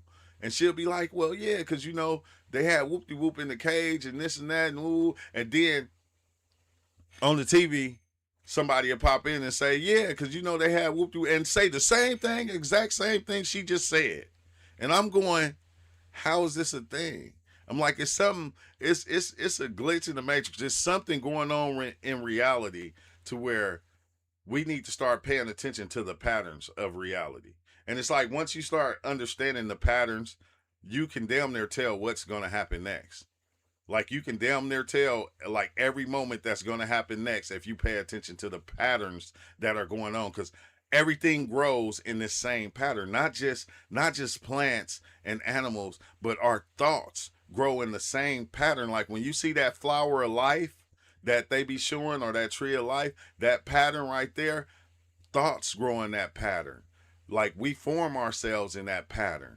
This trees grow in that pattern.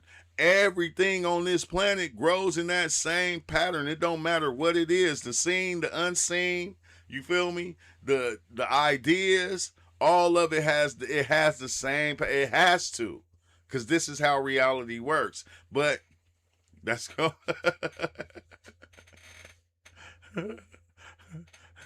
No, I said not accept typical ebonics. Nah, it's weird, bro. Hey, I'm telling you, because yesterday I had dove in on DMT in the morning. Early in the morning I dove in on DMT, and then that night I dove in on mushrooms.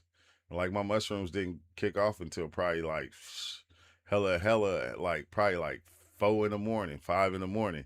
They didn't turn off. Like, I was rolling the whole night. I was in like so many different places. But it was like weird because even diving in on the DMT is so different. But yeah, I'm about to go though. I'll talk about that on another video with words and things you see. You kind of put it in perspective with words and things you see. We're going to talk about that. Hold on, wait till I'm done. We're going to talk about that another time though, because I haven't did any psychedelic videos. That's the one thing that I haven't did in a while, that I feel like I gotta get back into, so y'all can better understand why I even talk the way I do and why I even see things the way I do, because I'll never talk about it no more. I'll never talk about it. Yeah, man. Yeah, mushrooms, DMT. Yeah, I'm probably dove in on like mostly all psychedelics by now. Like, and it went from like me diving in like every 2-3 days to just like now it's a little bit further. Nah, I've never did harsh drugs. Never did coke or anything like that. Why would I do something like that when that's what my parents went through? That's what they did. So yeah. That's what my parents went through. So I would never. The truth and imagination. So there is no real reality or truth. Everyone is in their own worlds instead of each other's. No, we all in our own world, but they're all connected because it's one mind. You should know this already. It's one mind, no matter what. Everybody's using the same mind to generate or create the reality that they're in. And sometimes you're generating it yourself, and then a lot of times it's controlled. It's controlled by everything that's outside of you. Like, giving you information, telling you to do this and telling you to do many things. So it's controlled at the same time. But it's just wow. It's wild. But you can see like all minds are connected. And I think some of us are more in tune than others. And that's why some of us see, because like the one thing I think everybody don't understand is like life is all spirit. Everything in life is spirit. Like when people talk about God, life is God. Like that's what life is.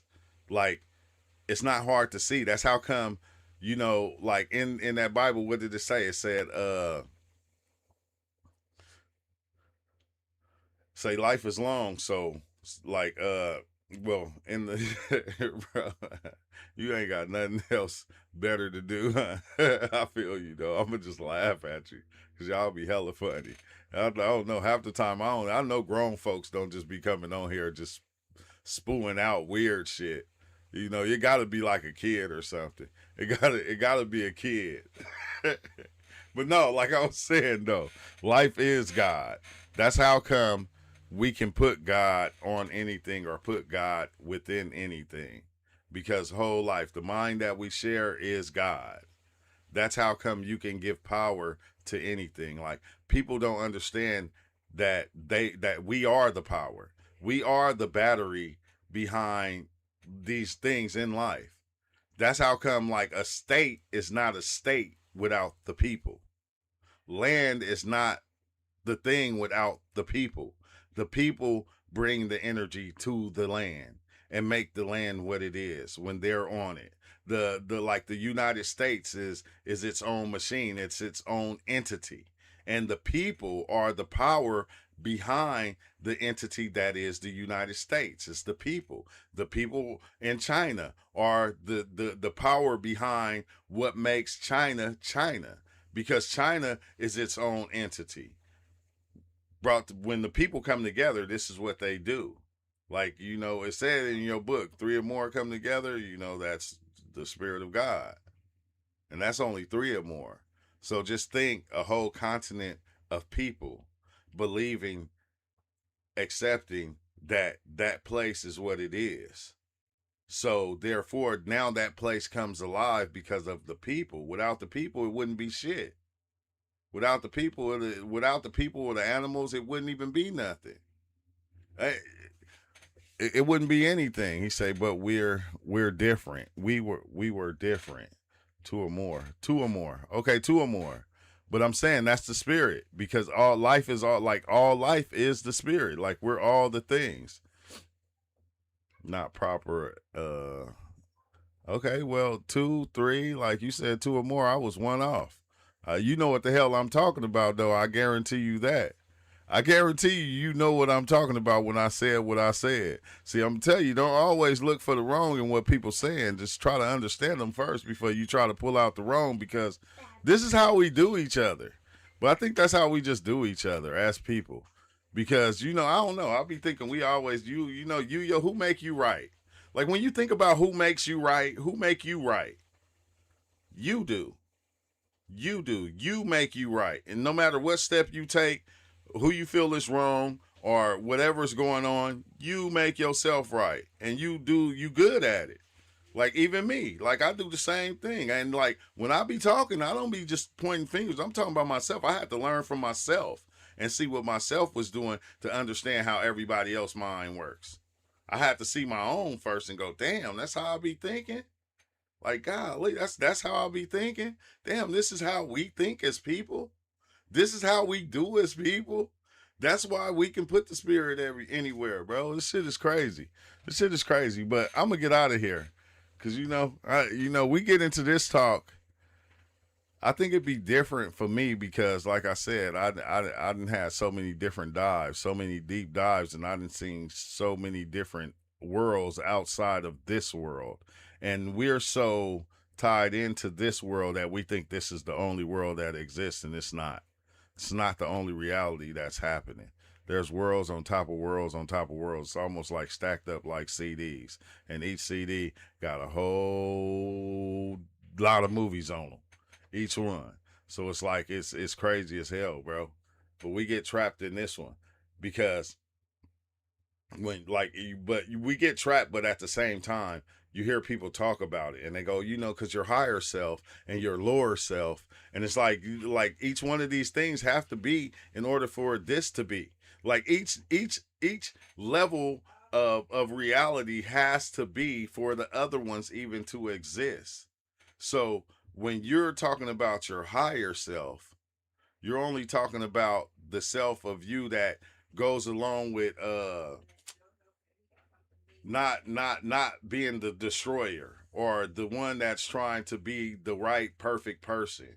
And then your lower self is like almost like the destroyer of shit. But like, this is what we do. We build, destroy, we build, destroy, we build, destroy, back and forth in order so we can rebuild and rebuild better. So it's like, even with the body, what we do, the body gets destroyed and then another one is born.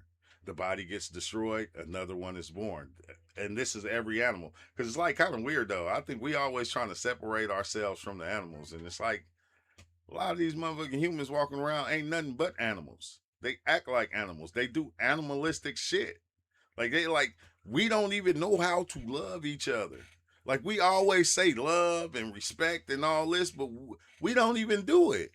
We don't even do it. We only love the things that we think are good for us, or that works for us, or that is best for us, or that we think we need. Everything outside of that is, we be like, fuck it. That shit ain't nothing. Like, that's how we are as humans. Our belief systems, we sit back, we try to protect them, and we try to hold on to them. And if theirs is different, we disrespect. We block. You feel me? We try to block it. Or we try to say something bad to make it look worse than what it is that we got. Like, this shit be hella crazy. Then I'm playing like, I'm saying this like, you can go see it yourself. We see it every day. We see it every day. You feel me? Like, everybody, like, this person will be looking after their family, but they don't give a fuck about your family. They trying to look after theirs. They'll do anything to make theirs fly.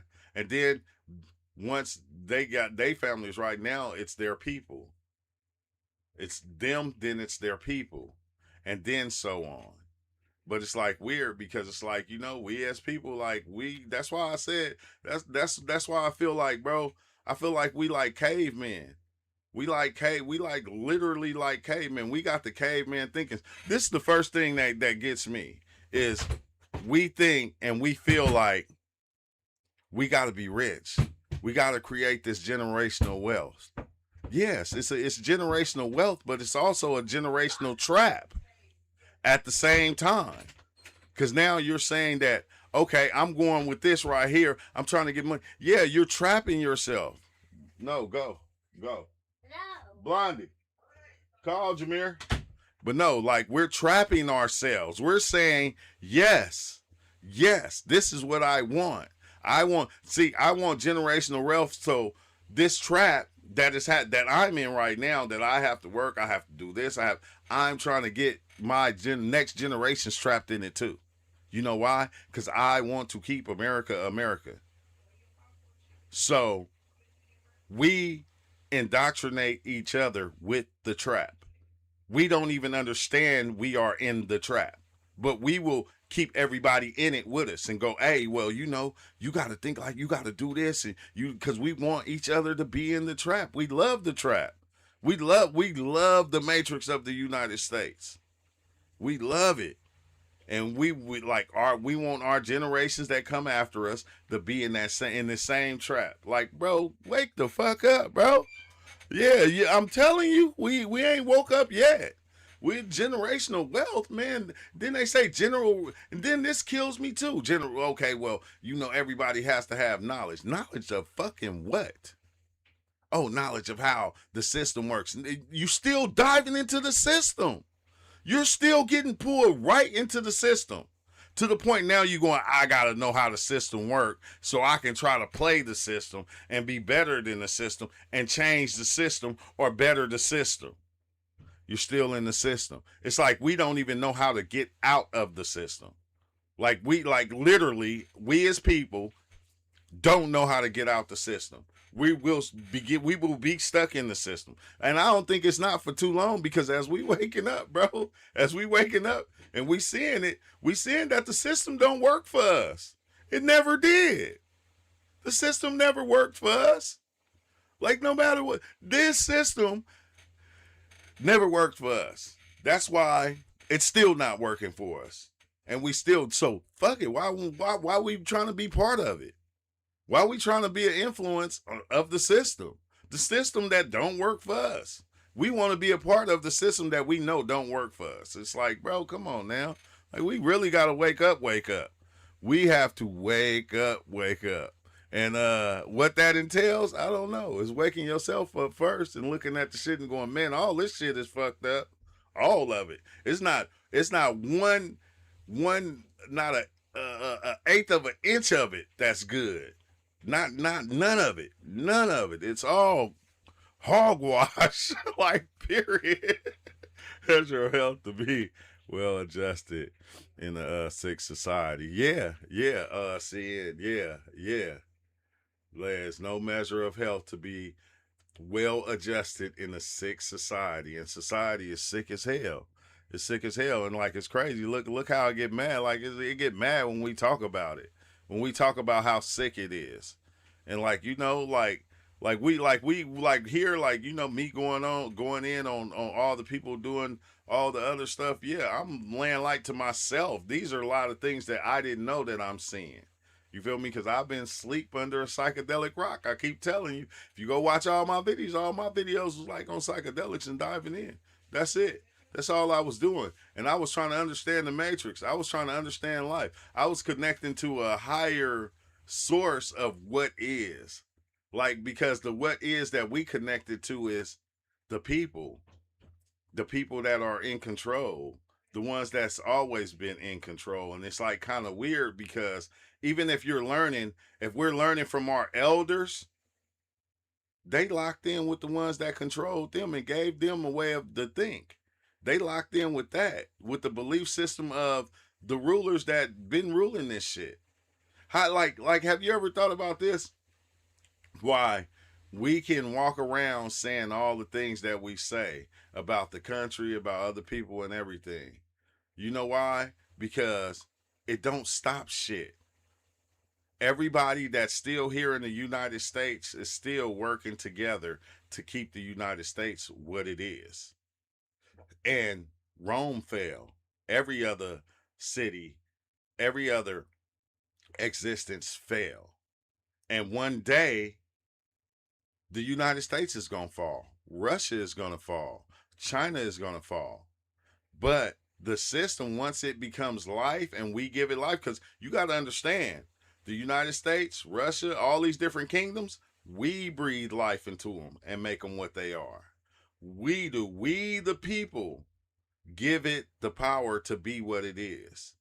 And that's the crazy thing, because we know all these different things. We know all these states is fucked up. It's not just the U.S. All the other ones, they all fucked up from all the leaders, because the leaders, they get power and look how they treat us. Look how they do us. We know they all fucked up. And yes, they would want us to all funk with each other, because it's not going to stop nothing with them. They're going to stay in control no matter what we do. So they don't care what's going on at the bottom. All the power that's generated at the bottom is helping run the ones at the top and keep them in control. And that's the one thing that we stay doing. And it's like, you know, I don't think it's ever going to change no time soon. Now, it gets hella deep, bro. It gets hella deep. It gets hella deep. And I think we know that, but they keep our focus somewhere else. They always got our focus on some bullshit. Like, this is the thing. They like, it's almost, bro, they keep our focus on some bullshit, but they not going to say it's bullshit. They're not going to say, okay, if you focus on this, it's bullshit. No, they smart. So when they grab your focus, they tell you, if you're not paying attention to this over here, you ain't shit. If you're not looking at this, if you're not voting on this, if you don't have your whole mind into this right here, you're not shit. You're not about nothing. You're a bad person. You're this, you're that.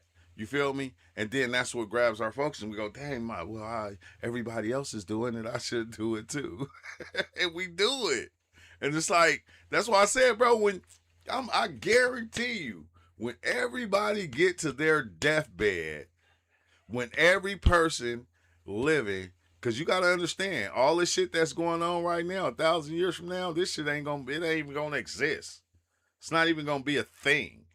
This is just what's happening right now. And if we look on the timeline of life, from the Black Death to slavery to what happened to the Jews, we look on the timeline of slavery, like the Vikings, I forgot the one Chinese dude name, but we look on the timeline. Each timeline had its own story. It had its own beginning into a new chapter of life that was going on. And that's all this is. This is like the beginning of a new chapter of life that's about to happen, that's beyond what's going on right now. And every timeline, everything changed. Everything changed, and everything that happened on that timeline stayed on that timeline. And you know we even changed those stories in order to make them fit what we believe today. Like, we always kind of do that. We always, the evil, it's an evil matrix. We always kind of do that. We always kind of change things in order to fit with today. That's how come you'll have stories. You have them saying, okay, President Lincoln was white. Then you'll have them come out and say, oh, well, right here it said President Lincoln was black. Like, we changed we don't even understand, bro. We right now, today, everybody that's living in the now creates the past. It's almost like the past didn't even happen. Like, there's nobody from ancient Egypt can sit up here right now and tell you everything that went on in Egypt. Like, think about that. Like, there's not one person from Egypt that was there that can say, hey, well, this is what happened and this is what happened. No, you had 1 or 2 or 3 or 4 or 5, maybe 1,000 people that wrote stories, and then we followed those stories. But what about all the people that were slaves? What about the people that were that lived in the city that were homeless? What about the people? You don't hear from those. You always hear the story from the one that was on top. This is why I never could understand it. You only hear the stories from the ones that was on top, the ones that was winning. You feel me? So it's like, and then once other people got the story, they rewrote the story. And then they rewrote it again. The best way to look at this shit, bro, is go look at Disney movies. Go look at Pinocchio, Snow White and the Seven Dwarfs. Go look at those stories. Don't look at the story what it is now. Say, hey, hold on. What was the first? Who wrote Snow White and the Seven Dwarfs? Who wrote Pinocchio? And go back and look at the first story of Pinocchio. It's nothing like it was today. Like, just think about it. Pinocchio was a story that was so good. You had over 10,000 people rewrite that story. And I think Pinocchio was written probably in the early 1800s or something like that. I forgot how long ago it was, but look how many versions of Pinocchio it is right now. Now, put that on God. Like, from the first person that understood God and knew what God was, and look how many perspectives and how many stories on God is today in the belief of God. Bro, all we got to do is look at the patterns. I'm going to say it again. All we have to do is look at the patterns of what's already happening. But this is the thing. We learned how, they taught us how to create a divide, a separation, and not have all these things together as one happening all at one time. They taught us to not put them together and line up the different shit. And that's what we don't do. We don't line everything up. We'll say that's different than this. And it's like, no, it's not. It's all the same. So if you think them stories change, you don't think any of the other stories change, of them just talking about people? Like, they even changed. We have stories that we hear today, bro, that changed over time. It became better stories than they were back then today. So we change history as we go. As we go, we change it. Because you got to understand, when we look at Egypt and we talk about Egypt, a lot of the things that the Egyptians was going through back in the days, they didn't have a name for it. They just jotted it down. They had somebody jot it down and write it down and say, this is what happened and this and that. We created names for that shit. So when they were going through this, we say, oh, that's a democracy. Oh, when they was going through this, oh, that was slavery. We created names for it. So now we put our perspective on what they was going through. Because a lot of times they didn't know what the fuck was going on. When that Black Death was happening, they didn't know what that disease was. They didn't know what it was. They just knew it was knocking everybody down. It was unaliving everybody. And they didn't know they didn't know what to do to fix it. When it got to us and we seen it, we said, oh shit, oh, that was this disease. We put a name on the shit. Once we put a name on it, now we rewrote history just right there. We just rewrote history. We rewrote it because now we know what it was. They didn't know what it was. They was just living it and living through it and feeling like it was an attack, a spiritual attack on their nation or something. But we said, no, it was this. It was herpes. She said, what books do you recommend? None. I'm not, I didn't read a lot of books, but I'm not even into that no more. Like I already looked at a lot of shit, right? I'm like, my name is, you got to understand, my name is Booker. I am my own book. I'm tired of, I'm not living life of everybody else's anymore. I'm not looking to find what everybody else should do or whatever. I'm not doing that. I'm creating my own book. This is me right now. My name is Booker. I am my own book. I don't have to read anybody else's books to define or understand reality now. That's the one thing that I've learned over time is I don't, everybody can use, I'm not saying there's anything wrong with it. I'm just saying this is me now.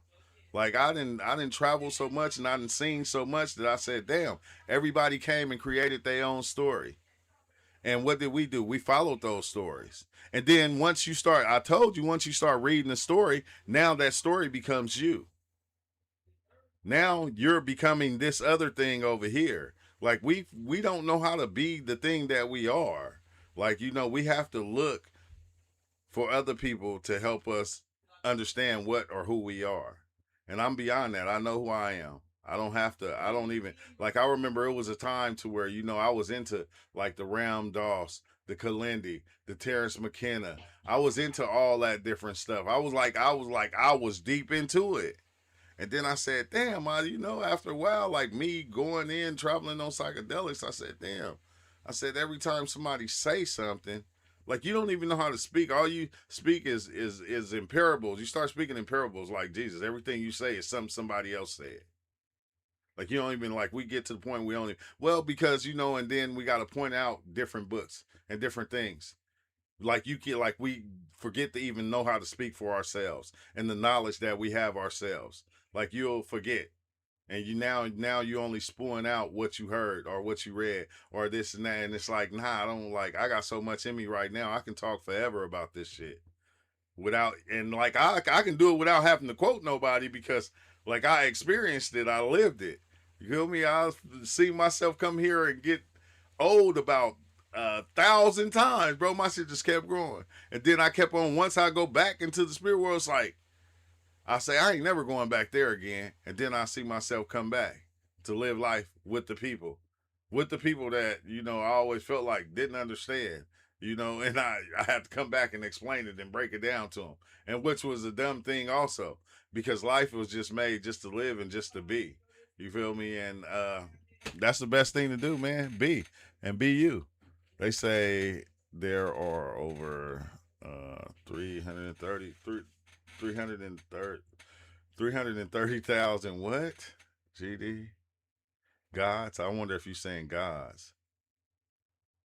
If that's what you're saying, I can believe that.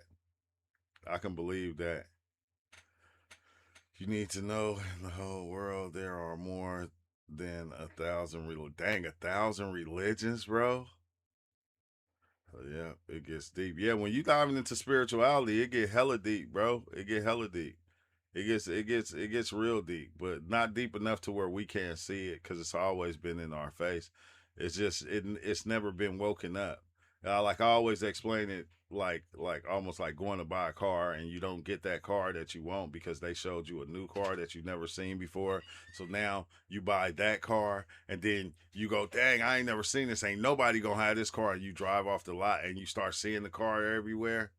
Everybody got that car. Like, this is what our minds do. Once our minds is programmed in a certain way and something gets thrown at us, we don't start seeing it in reality until it's brought to our it's awoken within us. Like, once it's explained to us and we see it, now everywhere we go we'll begin to see it. And now it's like, oh shit, I didn't notice that. Like with the FBA thing and all this stuff that was going on, like I wouldn't have never noticed it because I trained my mind to block it all out. I train myself to block a lot of stuff out. You train yourself to block a lot of things out. That's why when certain people say certain things, that thing that you train yourself to block out, that's why you get triggered and you get angry. And you'll get angry and you'll say something crazy because you train yourself to block out certain belief systems or certain ideas. You just train yourself to block it out so that you never see it. But soon as it gets brought to your attention, then you start seeing it. Now, I think that's where the knowledge and the wisdom comes from, because everybody wants the knowledge, but it's like, for what? Like everybody, like even when I think about the riches, like, you know, they was always like, why everybody always talking about that? I say, damn. I say, because when you die, like you can't take none of that stuff with you. You can't take nothing with you. Like, you know, I understand wanting to be happy here right now, but anything you get when it comes to getting in that casket, ain't shit going with you. Nothing. And people go, well, you got to have the knowledge, you got to have the wisdom. That shit ain't going with you neither. If you go and you smoke DMT and you pop outside of your body and you be in that spirit world, that in between to where you can see your body land there on the ground, you laugh at your body for carrying all the luggage and ideas that it carry. You go, that motherfucker right there is just a worried being. But that spirit thing, when it pops out, it don't have no worries. It don't need no clothes. It don't need money. It don't need spirituality. It don't need information. It don't need none of that. This is the thing that the body craves for. But then you got to start to realize you're not the body. All the cravings that the body and the mind have is not you. That's what the body wants. The body does these things. The body wants sweets. The body wants coffee. The body wants to be angry. The body wants to be loving. The body wants all these different things. That thing that you are that's deep inside there, it don't need none of that. It never did. That's why I keep coming back to have the experience within body after body and seeing it through lifetime after lifetime, because it don't need all that shit. Only the body needs it. The body is fighting for a position. The body is fighting for happiness. That thing in there, it lives forever. It goes and it comes as it pleases. It lives forever and ever, and it don't need none of that stuff. I'm saying, when you pop outside of your body, like a lot of people done did it, and they got outside and they seen themselves sitting there and they go, golly, bro, like, why am I carrying all that shit? Why am I carrying all them ideas? Why am I carrying all them belief systems? Like, it's weird as hell, but this is what the body wants. So this is what we do. But yeah, I requested you. Oh, okay. All right. No, see, you're gonna make it fall. Hold on, you gotta go. No. You gotta go. I'm about to be finished. I'll let you play on the computer as soon as I get done, okay? He said yes. But yeah, go. I'm gonna let you play as soon as I get done, all right? Yeah, I'm about to go. I'm about to let my grandson play on the computer. But yeah, bro, like, you know, just understand yourself. That's all I always say. Like, once you understand yourself and the way the patterns your mind work, you'll be able to see everybody else. But you can't see everybody else if you can't see you. You know, we go around, we point fingers, but if you can't see yourself, you won't be able to see everybody else. That's all I can say. And like, it's a cold world. It's a cold world. But I thank y'all for watching. Make sure you hit that like button. Thanks for the ones that subscribed while you was here. And I know we kind of got off and went away to the left, but that's usually what happens. You feel me? Just to kind of butter everybody up once the video is over. So I thank everybody for watching. And yeah, it's funny about the religious people. They are convinced about their knowledge, but they really they no longer believe, if you know what I mean. Yeah, I think what it is I'm gonna say it again. Like when we talk about the talking points, like people just all they do is regurgitate the same knowledge over and over again. Like it's crazy because you kind of become like, it remind me of the ants, you know, and you got the queen ant and everybody follows the queen ant and everybody acts accordingly. So it's like that one belief system, everybody's like sticks under that, and all they could do is say the same thing over and over again with that belief system. This is why they gotta read it over and over again, over and over and over and over and over, so it gets stuck, so they can use it as a sword. Now, instead of going out and really trying to save people, they're really going out trying to destroy people. Like, because I think we don't understand, like, we are the destroyers. We are the creators of life, but we have the power to destroy also. So when you are the creator of good and evil, you walk around and you make things evil. That's what you do. But you don't pay attention, because you don't pay attention to that. So if we come together and we say that's evil right there, that thing is going to be evil.